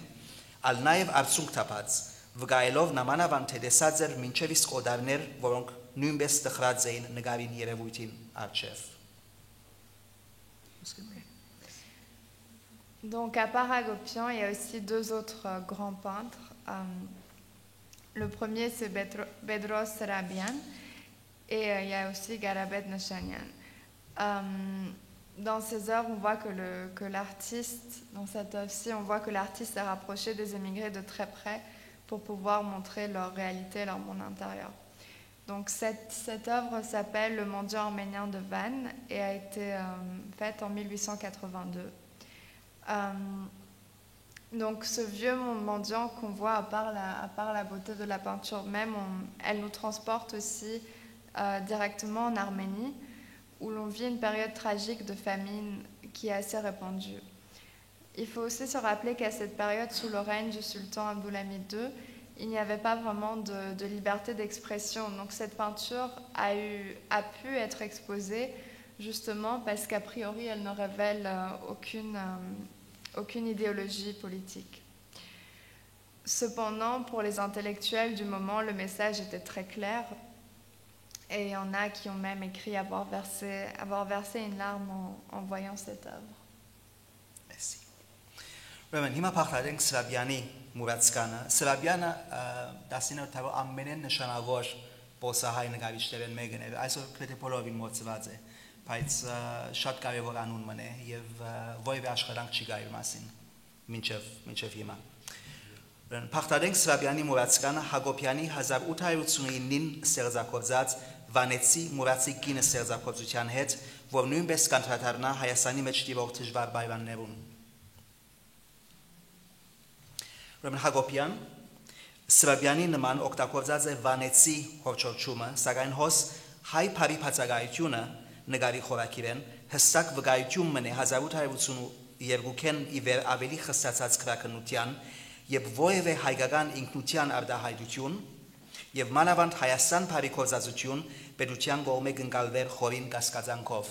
Հայաստան բարը արգելված էր այլևս, ինչպես Մակեդոնիա բարը արգելված էր, որովհետեւ բարերը շատ վտանգավոր կհամարվեին պետության կողմէ։ Հակառակ այսօր ժամանակակից տիդողը որևէ տարագույս պիտի չունենար թե բաստարին վրա ներկայացվող փողոցը լքված փոբիկ խեղճ ու թշվար գինը քավարացի հայաստանցի հայուհի մներ։ Հակոբյան օգտագործելով մուրացիգին սերը բարձելով իքական սերիստորաթաս թիրքը Օսմանյան կամ հայկական հայրիշխան ընկերության մեջ գնդկձե անոր հուսահատ, անօգնական եւ անպաշտպան վիճակը։ Հակառակ նկարի իրաբաց շղարշին այստեղ հաղորդված պատկամը նորեն խորին այլապանական իմաստ ունի։ Հակոբյանի մուրացկանուհին նույն ինքը Հայաստանը մարմնացնող այլապանական մանկամարտուհին է, որ այլևս հուսահատ ինքնալ վերջապես լքած է երկիրը եւ բանտղտած է բոլիս։ Մինչ երդասարդ քեղուհին շրջապատված էր իր պատմական парքի մնացուկներով, եթե գիհիշեք մյուս նկարը,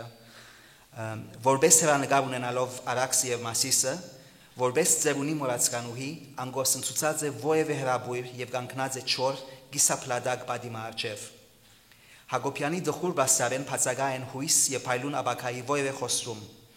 Սրաբյանի եւ Հակոբյանի բաստարները կբարձեն թե այն ինչ որ կարելի չէր քրիչով արտահայտել կրնար փոխանցվել վերցինով եւ կարծեմ ասիկ ամենին կարևոր խաղապարն է եւ որ խիստ քրակնություն կա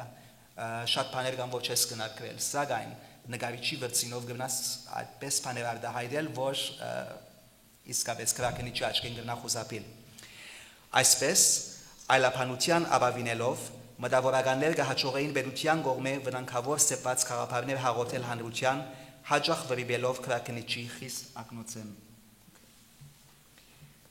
Dans le titre de cette peinture-ci, l'Hagopian, la femme mendiante de Van, on voit que le mot arménien a été omis, et cela pour des raisons à cause de la liberté d'expression, vu que les mesures qui ont été mises en place étaient plus strictes et ça devenait trop suspicieux d'utiliser le mot arménien, même interdit. Սարի միայն հայկական թերթերը չէին, որ քրակնության ենթարկված էին։ Բոլոր թերթերը թուրքերենով, բուլղարերենով, հունարենով, բոլոր լեզուներով։ Միայն հայերենը չէր, բոլորն ալ խիստ քրակնություն կար։ C'était pareil pour les journaux des autres groupes ethniques aussi, pour les Bulgares, pour Turkish, Greek, pour les Turcs, Ladino. les Grecs. C'était en règle générale, il y avait beaucoup de restrictions au niveau de la liberté d'expression. Et puis aussi, on voit que Hagopian a utilisé la figure de la femme. Et on peut faire un lien, un rapprochement avec le rôle de la femme dans une société patriarcale et la situation des Arméniens au sein de l'Empire ottoman. Et puis aussi, en voyant cette œuvre, on peut voir que Hagopian voulait montrer le désespoir qu'il y avait à ce moment-là, qui était ressenti par les Arméniens,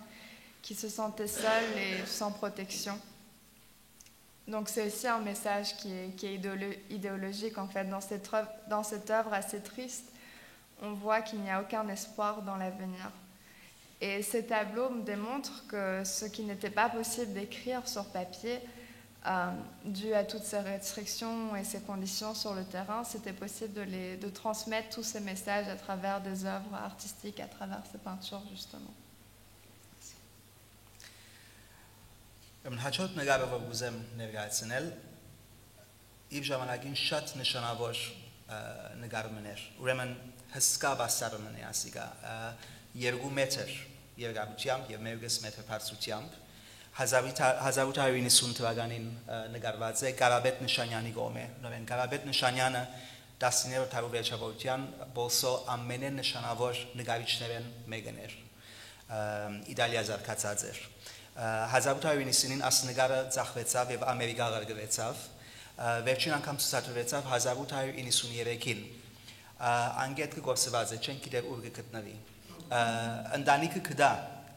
Կոսիկյան ընտանիքը Կոսիկյան ֆրեր որոնք Ամերիկա գրգած էին ասնգարը բայց ոչ կարապարուն էին ոչ մեկ բան չէին գիտեր նկարի մասին Բարեփոխտաբար այս նկարին լուսանկարը մնացած է մեկ լուսանկար միայն Փարիզի Նուբարյան գրադարանի մեջ AGBU Նուբար library մեջ եւ այդ ծավով մկիրենք որ այս նկարը կոյություն ուներ եւ մանրամասնությունները կգնանք տեսնել Ուրեմն այս պատկերի մեջ կտեսնենք ոչ մուրացիկներ եւ ոչ ալ ողորմելի բանտուխներ Արդարև Արփիարյան հրաստան ծածկանունով ստորագրած 29 նոյեմբեր 1886-ի արևելքի մեջ վարարած հոդվածի մեջ կվկայեր թե Նշանյան նպատակ ուներ այս վաստարով հանրության հայկական հարսանեկան парքեր եւ դիպեր ներկայացնել Լևոն Փաշալյան թափարիկ ծածկանունով 28 հուլիս 1890-ին արևելքի մեջ վարարած խավարական հարսնիկ մկնաթադական հոդվածի մեջ մանրամասնորեն կնկարագրե թե ինչպես Նշանյան որ 1886-ին մինչև 1890 շարունակ աշխատած էր իր հսկայական բաստարին վրա, ուրեմն 4 տարի աշխատած է այս նկարին վրա։ Թափարած էր ոսո ամեն անգյուն բանտուխներու մեջ փնտրելով հարազատ հայու դիբարներ եւ ուսումնասիրած էր հայաստանյան հարսանեկան парքերը եւ սովորությունները, տեղական դարազներ եւ այլն։ Նկարիչը Ագնտիրին եւ հանրության ճշգրիտ իրականությունը ներկայացնելու համար ամեն ջիկ թափած է եւ ըստ Փաշալյանի հաջողած։ Սակայն ինչպես կարելի է ճշմարիտ համարել նկարը եւ նկատի առնվի թե նկարիչը իր հարսանիքը զետեղած է Հայաստանի մեջ ու երբեք ճամփորդած կամ ոտք կողած չէ։ Մենք եւս ուշադրությամբ զնենք Իրաբաշ Նշանյանի այս պատկերը։ Հարսանիք մնեսա ուրախ ռախճանք եւ քեֆ ներկայացվածը Աբա թե ոչ տխրությամբ կամ սուքով բատված մտնոլորտը։ Ուրեմն հոսք դեսնակ մի քանի օքի գբարեգով հոնդեր զուրնաջին զուրնան գնվակեգոր հարսը մեջ եղնե պեսան հոն է եւ այլն կինենք որ հարսանիք մնե սակայն ընկերոջ մծուցի այս նկարը եւս ավին չթաղում է ասիկա ինչու համար հարսանիքի նկարը այսքան դուխուր Ուրեմն գազիսը սուքով բատված մտնոլորտը է ասիկա Նշանյանի հարսնիկի ովևէ դիդարգում observation գբարզե այս նկարին այլապանական բառնագությունը Փաշալյան ինքը կվկայե թե այս պատկերին արժև գտնվելը որքան հուսած էր զինք եւ խրոված իր հոգին ինչու համար հարսանեկան խրախճանքի մտքերը դխրության պիտի մատներ եւ դասարտ մտավորականին գարձես թե թաղումի նկարումը լարած Գուզեսոս Okay Donc Nechanian était aussi un des peintres les plus importants du moment et il a dessiné cette œuvre, le mariage arménien à Mouche, en 1890. C'est un grand tableau de 2 mètres qui a voyagé jusqu'aux États-Unis et qui s'est perdu depuis. Et ça, c'est la copie qui se trouve à Paris. Ce ne sont pas des mendiants qui sont représentés ou des pauvres émigrés. L'intention, c'était justement l'intention du peintre de montrer les grandes traditions de mariage, les tenues, tout ça. Et pour ce faire, le peintre a voyagé dans les 4 coins de la ville, a rencontré beaucoup d'émigrés, a écouté leurs récits. Et il a réussi à nous montrer une peinture d'un mariage arménien sans même aller à Mouche lui-même. Mais quand on regarde l'image de plus près, on se demande si c'est bien un mariage joyeux, si c'est une fête ou si c'est plutôt un deuil. Parce que certains visages ont l'air assez tristes et c'est une question qu'on peut quand même se poser. Եվ դակավին կփնտրեմ ասնգավ, եթե որևէ մեկը լուրունի կամ գիտեու կգտնվի, խնդրեմ ինձ email մղրգեցեք կամ լուր տվեք, որտեվ կարևոր նկարում է ասիգա եւ պետք է ուսումնասիրվի, շնորհքով պետք է ուսումնասիրվի։ Okay, ուրեմն բանթուղթությունը եւ բանթուղթի կյանքը շարունակած է Նշանյան հուզողը կարևոր նյութերեն մեկը լալ։ Ինչպես կտեսնենք իր 1897-ին նկարված նամակ կարդալը ստեղծագործության մեջ, որ մե 2 օրինակ ծանոթ են մեզի։ Ուրեմն առաջին օրինակը ավելի մեծ չափով կգտնվի Երևան Պետական պատկերասրահի մեջ, իսկ երկրորդ օրինակը այս է ավելի փոքր եւ անձնական հավաքածուի մեջ գտնվի Բոլիս եւ Կարո Քյուրքմանը գրծած է նկարել զայն։ Սակայն առաջին օրինակը ասիկ 1898-ին նկարված է, ասում եք 1897-ին առաջին օրինակը Պետական պատկերասրահ կգտնվի Հայաստանի մեջ։ Այս նկարի մեջ նկարիչը կներկայացնի հայաստանյան խավարական տեսարանը, ուր բանթուղթի մտարիքոտ ծնողքը ուշադրությամբ կընտրեն իրենց ուղված նամակի ընթերցումը։ Ինչպես հարսնիքի մեջ, Նշանյանի վերցին հոս ամենայն ջարդարությամբ ներկայացուցած է մանրագրգիռ մանրամասնություններ, դիբարներու արտահայտություններն սկսյալ մինչև ամենօրյա իրերը կամ ասկակրական հակուսեղենի ասեղնակորդ զարդերը։ Թե հարսնիկը եւ թե նամակ կարդալը մտավորական գեղանկարիչի ստեղծագործ մտքեն սերած փառք ստեղծագործություններ են, որոնք հագարակ բացահայտորեն իրաբաշխ խորիմը կբարնագեն նաեւ այլապանական եւ խորհրդավոր իմաստ, որ կարող է ուշադիր վերլուծում միանշ չեն գիտեր նամակի ինչ կսե, բայց գերեվա թե եթե գտեսնակ հոս կարմիր փամգա էմբելոպի բահարանին վրա որ կնշանակի հավանաբար պաշտոնական դեղը մի եկած է կարելի է սուպերգիչ հիվանդանոցեն իրենց լուր գուտակով որ իրենց զավակը կամ հիվանդ է կամ մահացած է եւ արդեն գտեսնանք որ որքան կարեւոր է իրենց զավակին ղրգած դրամ օրինակ համար քավատը թեյ քավատը որ գտեսնանք Ադիգա իրենց հավանաբար ամենին կարևոր ամենին արժեքավոր արարկաներեն մեկն էր եւ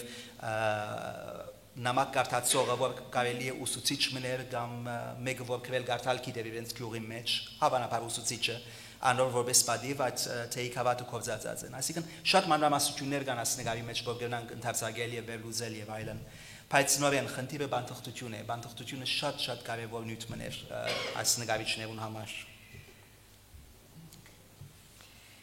Donc la vie des émigrés a continué à être un sujet très touchant et important dans l'œuvre de Nechanian, comme on le voit ici dans son œuvre Lire une lettre. Il y a 2 versions de cette œuvre. La première, celle qu'on voit ici, se trouve actuellement à Yerevan. Dans cette œuvre, on voit un vieux couple, les parents d'un porteur, qui écoutent avec attention la lettre qui leur est parvenue, peut-être d'un hôpital, en tout cas ils ont l'air assez concernés par... les expressions du visage sont très détaillées et on voit que ce n'est pas forcément une bonne nouvelle qui leur est parvenue. On voit aussi sur cette œuvre, par exemple, une tasse de café qui est près des pieds de la personne qui est en train de lire, qui veut dire que c'est peut-être la tasse qu'ils ont qui est la plus précieuse, qui veut dire que l'argent qui leur parvient de leur fils est assez important, et ça a beaucoup de sens aussi. Donc, tout comme l'œuvre précédente, on voit que tant au niveau des expressions du visage que des parures et des objets qui les entourent,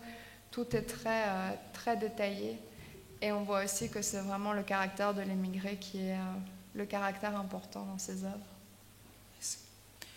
Վերջացնելով այս զեկույցը գուզեմ անդրադառնալ Հակոբյանի ուրիշ մեկ յուղաներկ նկարին։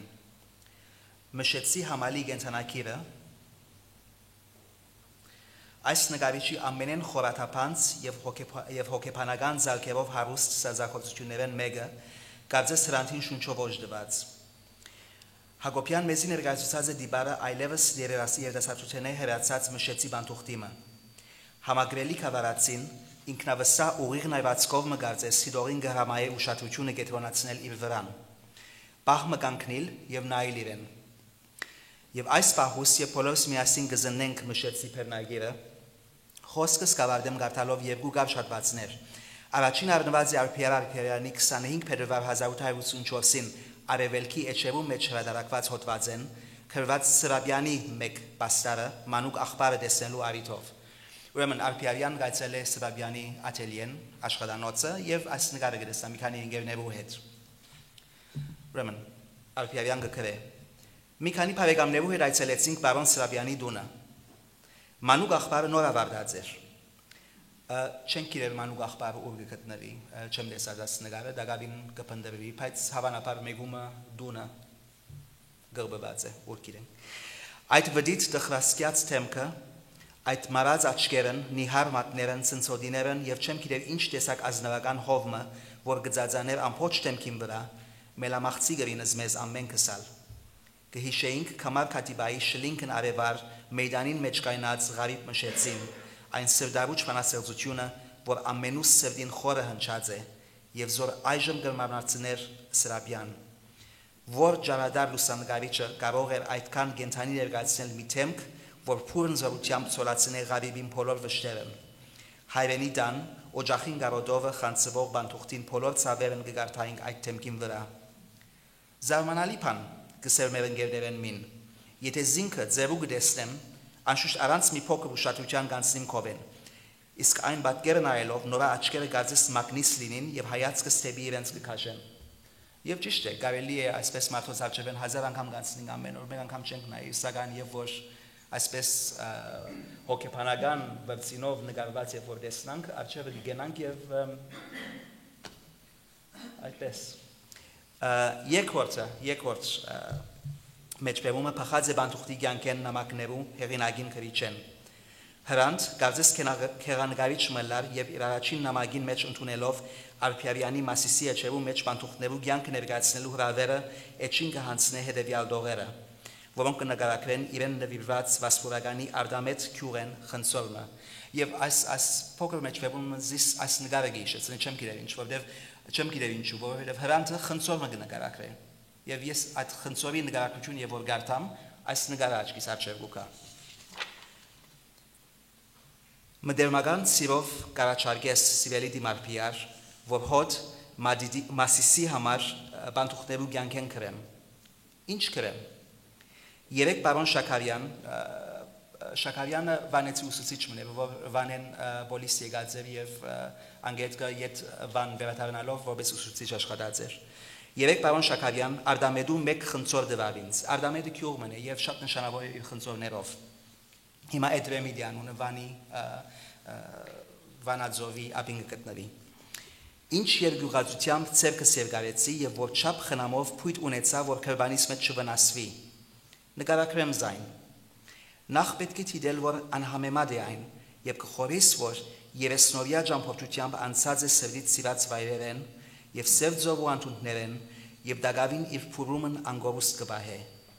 Իր քույնը, մորթը, մարած կառնություն ունի խնձորին իր այդևում վրա։ Տեսակ մի քիձեր, որ դժկույն թերնության մեջ կան հետին կամ որոշ կերպով կխառնվին։ Մորթը քաշված է եւ ձերունվոմը խորշոմյալ եւ երիտացիալ գերբարանքն ունի, կցավի սիր վրա։ Առաջարկությունդ ըստ պատճառի կհիշեցնե ինձ այդ խնձորին նկարակիրն եւ խորթավոր պատկերն զոր իր վրա ունի բանտախտությունն, թերնություն, թարշամություն, արույք կենաց մեջ երիտացիալ ձերություն, ինչ փորումն ունի այդ բանտախտությունն եւ ինչ կրեմ։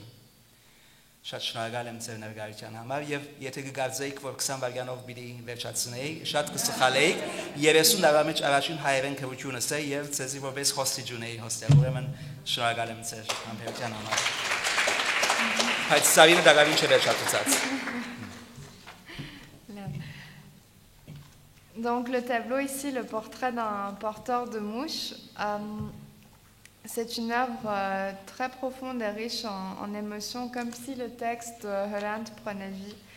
On y voit un porteur avec une expérience de vie, un villageois sympathique qui a confiance en lui, qui nous regarde droit dans les yeux, comme s'il nous donnait l'ordre de faire attention à lui. Les deux extraits qui viennent d'être lus, le premier était un extrait d'Alpiarian à propos d'une œuvre de Selabian, le jeune frère. En visitant l'atelier de Selabian avec quelques amis, Alpiarian a pu voir l'œuvre et il dit y être attiré comme un aimant. Malgré le visage triste de l'enfant, les yeux sans lumière et le visage creusé, l'enfant gardait un air assez gentil. Mais on pouvait en même temps y lire toute la souffrance des émigrés. Le deuxième extrait vient de la première lettre de Hrant, publiée dans le journal Massis, qui raconte l'épisode où on lui a offert une pomme du village Aldamed à Vaspuragan. Cette pomme a traversé de nombreux villages qui lui tiennent à cœur et a réussi à garder son arôme. Du coup, il la garde avec amour et précaution. Et cette pomme, en fait, symbolise un peu cette vague de migration. C'est une pomme qui est arrivée tel un émigré. Voilà, merci.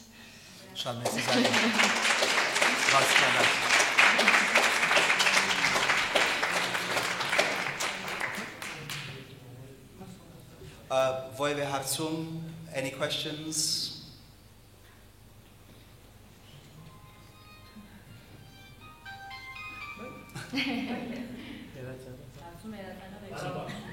Ce? Baba Hartsum ce ia?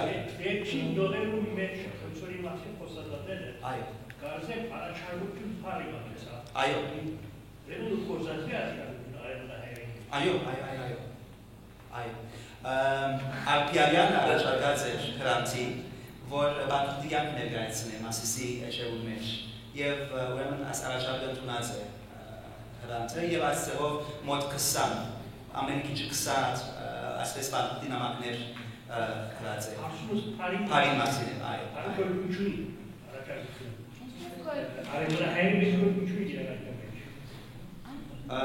առաջարկություն 1859 կոդացված է Ne voglio, abbiamo un in cosa sta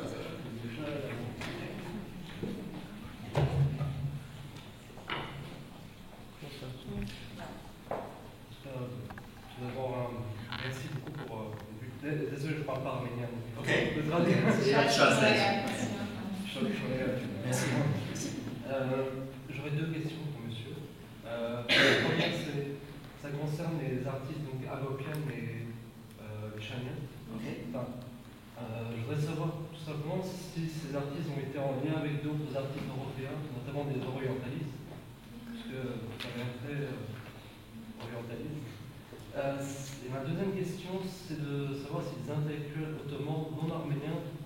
ont été intéressés à la problématique des immigrés arméniens venant des villages comme Ouch, etc. Voilà. Ուրեմն առաջին հարցումը կհարցնեի դաս եթե ուրիշ Եվրոպայի մեջ եվրոպացիներ կամ որասան իրենք արկեցած են նկարել ասանք և վրական միասին եթե գավ ունեցած են իրան հետ Այո, ամենան, այո, oui ուրեմն հայրում սնիտանից շատ մեծ թիվով եվրոպացի նկարիչներ կամ ամերիկացի նկարիչներ մանավանդ փորից կասկած են եւ նկարած են ինչ-որ տեսած են նվիրյալ համանները, պերնագիրները եւ այլն Առաջին ֆրանսիացի Չէ, եվրոպացի եւ ամերիկացի, ամեն կողմ Il y a eu beaucoup d'artistes européens et américains qui sont venus justement à Constantinople et qui ont peint tout ce qu'ils voyaient autour d'eux, et notamment ces porteurs. Իրենց օրիենտալիստի կանչում, օրիենտալիստ անունով զամոթենաբերի։ Et donc c'est eux, on se réfère à eux en tant qu'orientaliste. Եվ ուրեմն բավական աշխարհան տարված է անոնց վրա, օրիենտալիստներուն գործերուն վրա։ Et il y a beaucoup de travail qui a déjà été fait sur ces œuvres de recherche. Իմ հերակրությունս դերացի նկարիչների գործերն են։ Mais son intérêt personnel, c'est plutôt les œuvres des peintres qui sont locaux. Native Ottoman painters. Եվ դերացի սելով գնալալ հայ, գնալալ թուրք, գնալալ ուին, գնալալ հրյա, գնալալ ոյը, լատինո։ Et en parlant de logo, ça ne veut pas dire juste arménien, ça peut comprendre les Turcs, les Latinos et tout le reste. Բայց հերակրական է, որ մանավանդ 19 տարու երջավորության կամ 19 տարու ընթացքի յուղաներգով աշխատող բոլսոմեջ մանավանդ և նաև գայսության մյուս կողմերը աշխատող նկարիչներուն, դեղացի նկարիչներուն մեծամասնությունը հայ էին։ Ce qui est intéressant, c'est de voir que pendant le 19e siècle, la plupart des peintres qui travaillaient à l'huile, dans la peinture à l'huile, étaient arméniens. Եվ որ Օսման Համդիբեի կայսարական դպրոցը, Պոզդարի դպրոցը բացավ պոլիսի մեջ 1953 թվականին, արդեն գերեսան, որ աշակերտներուն նկարչություն ուսանող աշակերտներուն մեծամասնությունը հայ էին, շատ քիչ մաներական կար։ Donc quand l'école des Beaux-Arts a ouvert à Constantinople vers la fin du 19e, on pouvait aussi voir que la plupart des étudiants qui venaient étudier la peinture étaient arméniens, il y avait très peu de musulmans. Եվ Հակոբյանը առաջին շրջանավարտներն էին այդ դպրոցի։ Et Hagopian, c'était un des premiers à avoir terminé son cursus. Ուրեմն կարևոր է Օսմանյան մայրաքաղաքի կոնտեքստը իմանալի, որ նկարչությունը ուսումնասիրես։ C'est important quand tu étudies justement ces peintures de regarder le contexte global de Ottoman. Ես այսօր հայերեն մասին խոսել նույնքան հերակրված եմ ուիներու, հրյաներու կամ ուրիշ նկարիչներու, բայց հերակրական է, որ բոլորս այս բոլոր միասին աշխատեին և կարևոր է ձևով իրենք միացնել այս կոնտեքստի մեջ, շրջանի մեջ։ Il parle des Arméniens aujourd'hui, mais c'est intéressant, lui-même s'intéresse aussi aux autres peuples et de toute manière, ils travaillaient tous ensemble et il y a des liens assez importants entre différents groupes ethniques. Oui. La seconde question, c'est si les intellectuels non arméniens, ottomans, s'intéressaient aux immigrés arméniens. Չեմ տեսած որևէ դեղացի ոչ հայ նկարիչ, որ գծած է համարները և այլն։ Բայց իդեալ հերակրականը ան է, որ շատ հսկա քայլանություն ունի բանտուղներու մասին և այս նկարները հայ նկարիչներու կողմ են, պետք է բոլորը միասին դիտի, թե քայլանությունը դիտել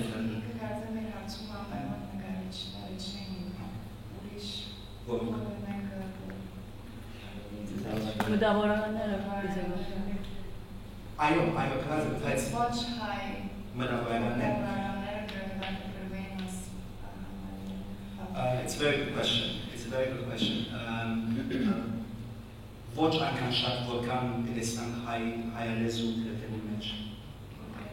Pas autant que l'on voit dans la presse arménienne. Անշուշտ որ կոլերայի համաճարակը լավեսեի հայ համալեն են որ գրեն։ Mais par exemple, quand il y a eu la choléra ou d'autres événements, du coup, on accusait les Arméniens immigrés d'avoir amené ça. Եվ հակառակ որ քաղաքի մեջ մինչև 1996 համալները գրեթե բոլորը հայ էին, ուրիշ պատուղներ ակային, ույն պատուղներ, մամերական պատուղներ, թուրք և այլն ամեն կողմեր այն, բայց ամեն մեկը դարբեր փոզերով զբաղեր։ Հերակրականը, որ հայերը վանեցի և մշեցի հայեր մանավանդ ոչ քաղաքի բայց գյուղերեն համալիրությամբ կսպարային։ Mais aussi, même s'il y avait des émigrés d'autres peuples, en fait, c'est les Arméniens qui avaient le monopole, on peut dire, de ce travail-là. C'était eux les porteurs et les autres avaient d'autres spécialisations. Et c'était surtout ceux de Van et de Mouche qui devenaient porteurs. Եվերջացնելու համար 1896-ին Աբդուլհամիդ II շրջանին կարելի է մինչև 8000 համար սպանվեցավ Բոսո մեջ։ Ուրեմն Վանի և Մուշի շրջաններեն քյուրդեր փրկվեցան և հայերով այս համալներում հայ համալներում սպանեցին և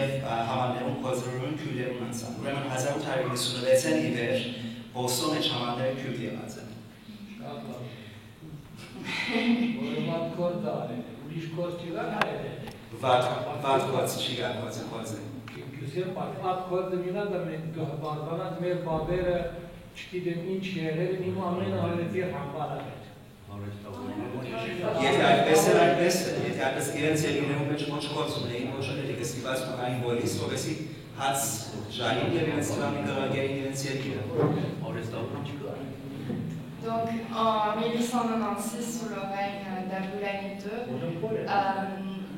8000 porteurs arméniens ont été massacrés. Et en fait, il a ordonné des Kurdes qui venaient des mêmes villages autour de Van et de Mouche à venir à Constantinople. Et ils ont tué les Arméniens avec des morceaux de bois. Et puis ensuite, c'est eux qui ont pris le rôle de porteurs. Donc après ces années-là, ce sont les Kurdes qui sont devenus les porteurs de Constantinople. Որովհետև հայերը եւ թե ավելի եւ քյուրդերը SNAP-ներով, այսինքն Mutual Trade Union-ներով ուրեմն եթե շրջանաներ SNAP-ին չեն Et ensuite, les mots ont un peu changé. Il fallait être membre d'une certaine association pour pouvoir exercer ce métier-là. Et donc, c'est pour ça. Les Kurdes ont repris.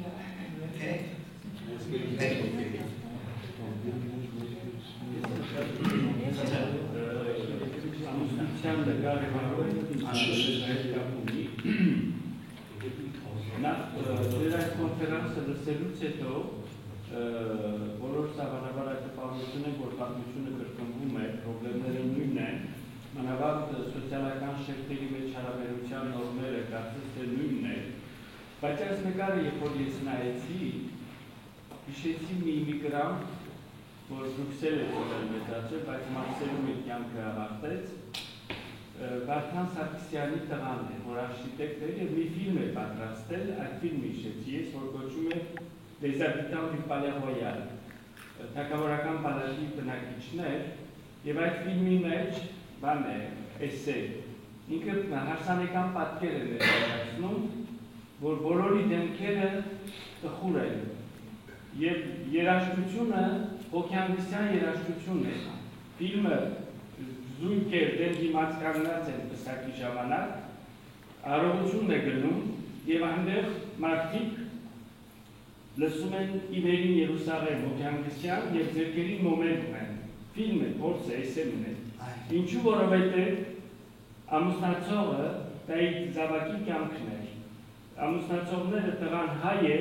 և ամուսնանում է օտար մեկ աղջկա հետ, դեղին մազերով եվրոպացի և դա իրեն համար ֆիլմ է այս,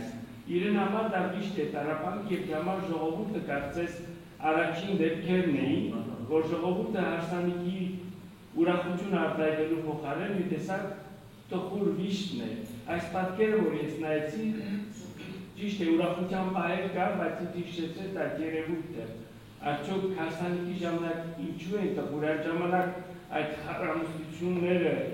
կամ ինչ-որ սոցիալական խնդիրները եղել են հավանաբար, այս պատկերով երևի նույն դասակարգի մարդիկ չէ, որ ամուսնանում են և Context բոլորին դապեր է շշատու, բոլորին դապեր է ասպարակային Ուրեմն գիտենք, որ և որ Նշանյանը սկսավ այս գործի վրա աշխարհի բազմապես ուզեր ցույց տալ հայկական սովորություններ և այլն և մուշը շատ կարևոր է, մուշի շատ կարևոր է հայկական հավաքության համար, աշխարհի շատ աներ լիսօրությունների առաջ անգետը սուրբ Կարամետի բանկը, որ Օսմանյան կայսրության մեջ ամենեն սուրբ տեղն էր հայոց համար եւ երրորդ աշխարհի մեջ կարծեմ միացին են եւ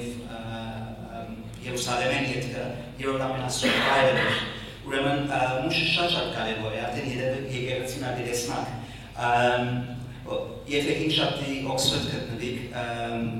մեր գեշամ այս նկարի մասին դիվոսի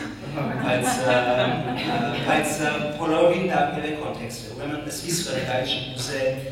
ներկայացնել հայկական պարքեր, գարազ եւ այլ հայկական գույն տալ այսինքն ուրախ նկարը սակայն մինչև որ վերջացնի 1850 թվականին 1856-ին սկսած է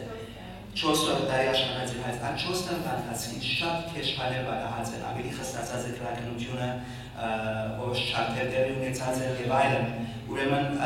բոլորովին փոխված է եւ ծեվոմը այս նկարը այդ շրջանի դրամատուրգությունը ծեվոմը եւ անգերքը այս նկարը ինքը կբանթի եւ երբաննելիա այդպես կազմած Ստեփան ինքը փեմնա ինքը մուշը կամ Հայաստան որպես փեմ կոծածած է եւ ասի դերասաններ են որ շարած է այս փեմի վրա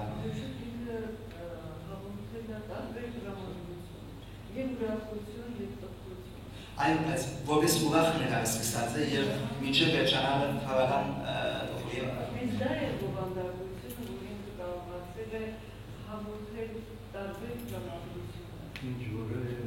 Այդպես է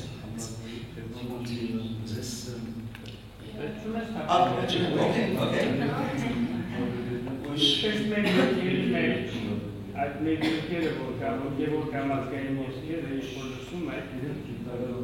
հարմոն է, ուրախության և ուրախության դա հայ ոգին է հայ շունչն է, դա ամեն եկից է դրա հայ ոգին է Ոչ շապող դա դիգա մեջ ասնի, համացային, այդ սրակական է ձեր որեցումը Բավանը երդը մոսես Որտե բորգի իշե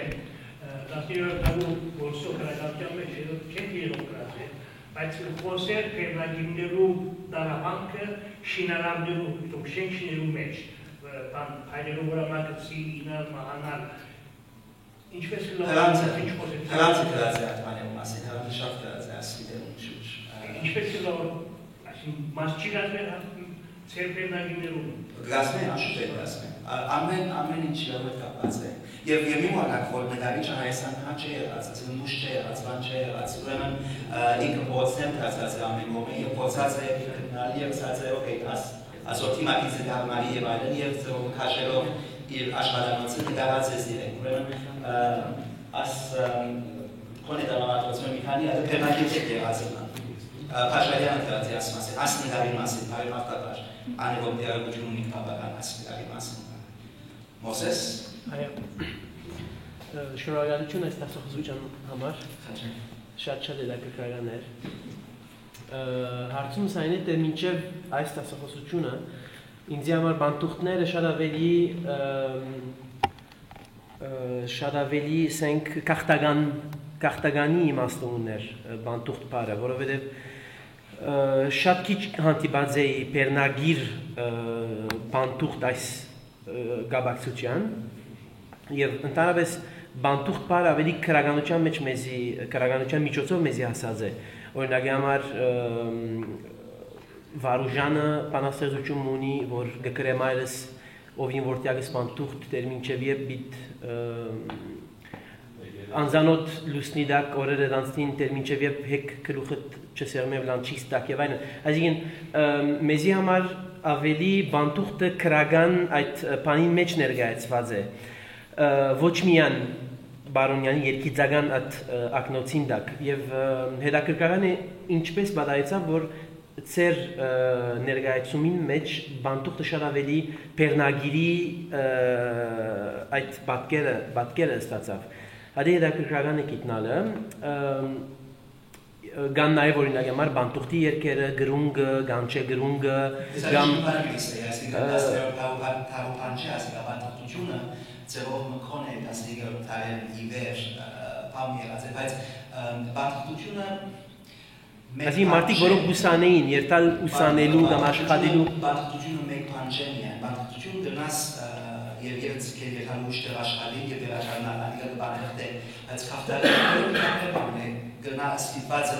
կախտելու համար իր երկիրը թողած է կացած է ուրեմն ոչ overlap այսինքն overlap գրիգոր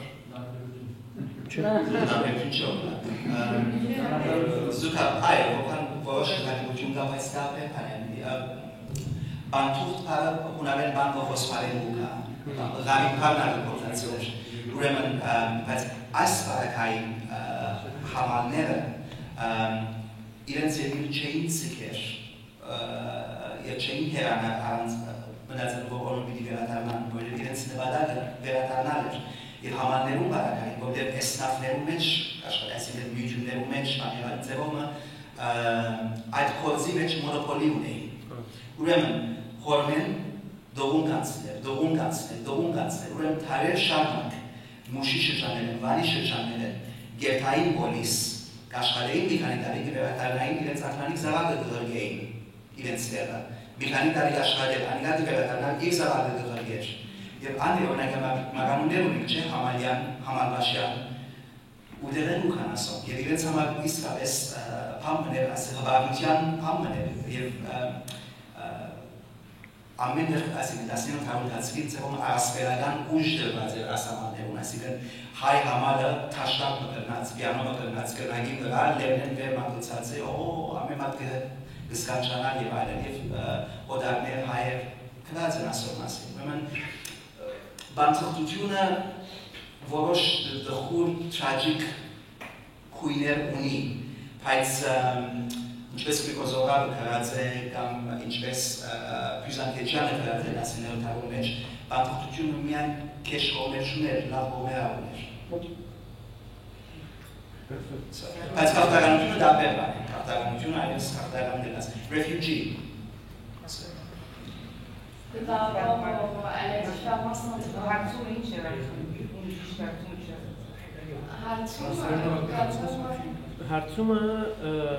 Refugee la différence entre émigrés et Bantourt. Bantourt, pour moi, jusqu'à cette conférence, c'était pour moi une notion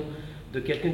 qui a laissé sa famille, qui est parti soit faire des études ou bien travailler, mais pas forcément comme porteur. Mais là, dans cette conférence, on voit que le Bantourt est assimilé à la notion de porteur. Alors je me disais pourquoi les porteurs sont vraiment très importants dans cette question de Bantourtutun. Voilà. Parce que pour moi, Bantourt, c'était plutôt une notion qui était formée par les poèmes de Varoujan, par exemple, qui a quelques poèmes, les Bantourti Erker, les chansons de Bantourtutun comme Gerung, comme... Des migrants, on parle peu des Bantourt, des porteurs. Oui, je me demandais pourquoi il parle principalement des porteurs, alors que pour moi, la notion de Bantourt était beaucoup plus large. Quelqu'un pourrait par exemple aller travailler pas comme porteur forcément, ou pas comme ou aller faire des études. Et la réponse alors c'est quoi alors? Les immigrés ce n'étaient que des porteurs? Non. Non, votre speech c'était. Բայց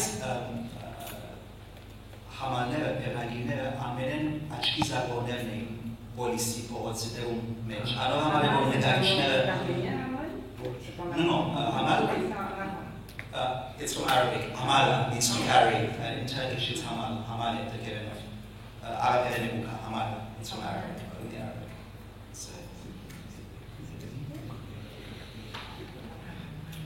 Wish any questions?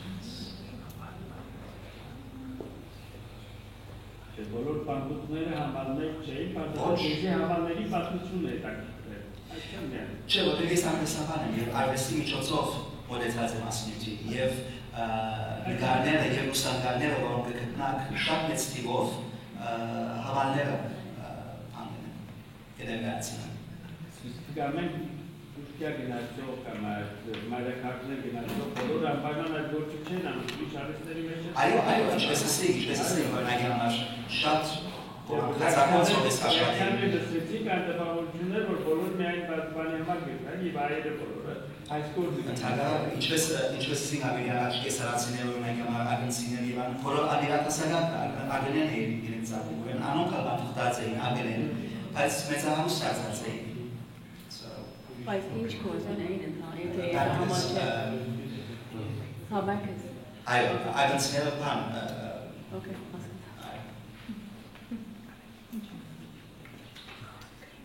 Ես կուզեի մանալ բացի յուղաների նկարների լուսանկարներ կան? Շատ բազմաթիվ լուսանկարներ կան բայց եթե լուսանկարների մասին խոսեի գացող 5-6 ժամ պիտի նստեին խոս առաջին երկու օրինակը լուսանկարային ասիա լուսանկարի մեկ մասն է որ 1890-ական թվականներում նկարված է Սևա և Ժուալյանով լուսանկարիչներու կողմ է և մեկ մասն է ասիկաբաց սպասպես կսերում այս տողուն նայվածքը և մշեցի են իրենք եթե լման նկարինայից նցեզ իրեսնայք որ մշեցի և ուգուլ բահարկած են մշեցիներու ասերնակոց և այլն իսկ երկրորդ նկարը նոր է լուսանկարն է որ թերթիմի մեջ լուսկեսած է անկերական թերթիմի մեջ և ասերակրական է որովհետև այն գյունը այս նկարի այն գյունը Գազես օգտագործված է Հակոբյանի կողմից, հերակրական է ֆոտոգրաֆի, այսինքն լուսանկարչության և յուղանկարի կապերը դեղացի կոսեցի նկարիչներու աչքով դիտված։ Բայց շատ կան, Արգյուլ Աթվերը և այլն, բայց շատ անգամ ոմանք ճամփաներ, այսինքն փողոցներ նկարված էին, սակայն ոմանք գտերեին իրենց ատելիերներու մեջ, աշխատանոցներու մեջ և զանազան Զարդան թիրքերով իրենց կնկարեին և որպես փոստկապ կծախվեին։ Ուրեմն 1955-ին իվեր ամենեն շատ ծախված փոստկապները պոլիսի մեջ ընդհանրապես կներկայացնեին համարներ, ոսը համարներ շատ օրինակներ կան։ Արգյուլ Աթվերը որ հայ էին անոնց համարներու նկարները շատ նշանավոր էր։ Կարելի է ասել լուսանկարներն ավելի տարածված էին։ Այո, շատ տարածված էին։ Իսկ ինչն էր գեղանկարչական արվեստ ստեղծելու կարիքը ինչի մեջ էր։ Եթե այդքան տարածված են լուսանկարները։ Լուսանկարները տարածվեցան ավելի ուշ նախ գեղանկարչությունը տարածվեց, մի օրինակ որ եւ որ իրավաշինությունը որպես մտավորական փիլիսոփայություն ծավալը արևելք անցավ, այսինքն ռեալիզմը այդ բոլոր սերունդը ուզել ներկայացնել կյանքը ինչպես որ է և ուզել ներկայացնել ինչ որ դրեսային իրենց աչքովը ճամփաներուն վրա և ինչպես ասենք բանտուկները շատ աչքարու էին շատ աչքարու էին, աչքի գզարն էին վեճացին հոհես վարասխանով վեսել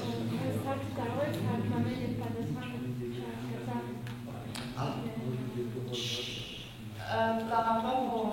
aux photos, la relation entre les photos qui ont été prises, il y a de nombreuses photos qui ont été prises aussi, et elles étaient très répandues. Par contre, elles ont peut-être été prises un peu plus tard. Et puis...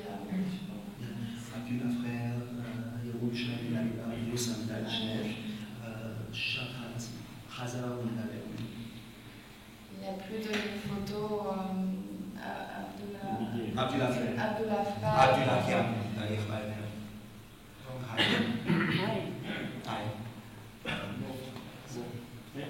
Եվ եթե նորեն հավիրեք ինձի, կրնամ ծեզի երկու ժամ լուսանկարելու մասին խոսի։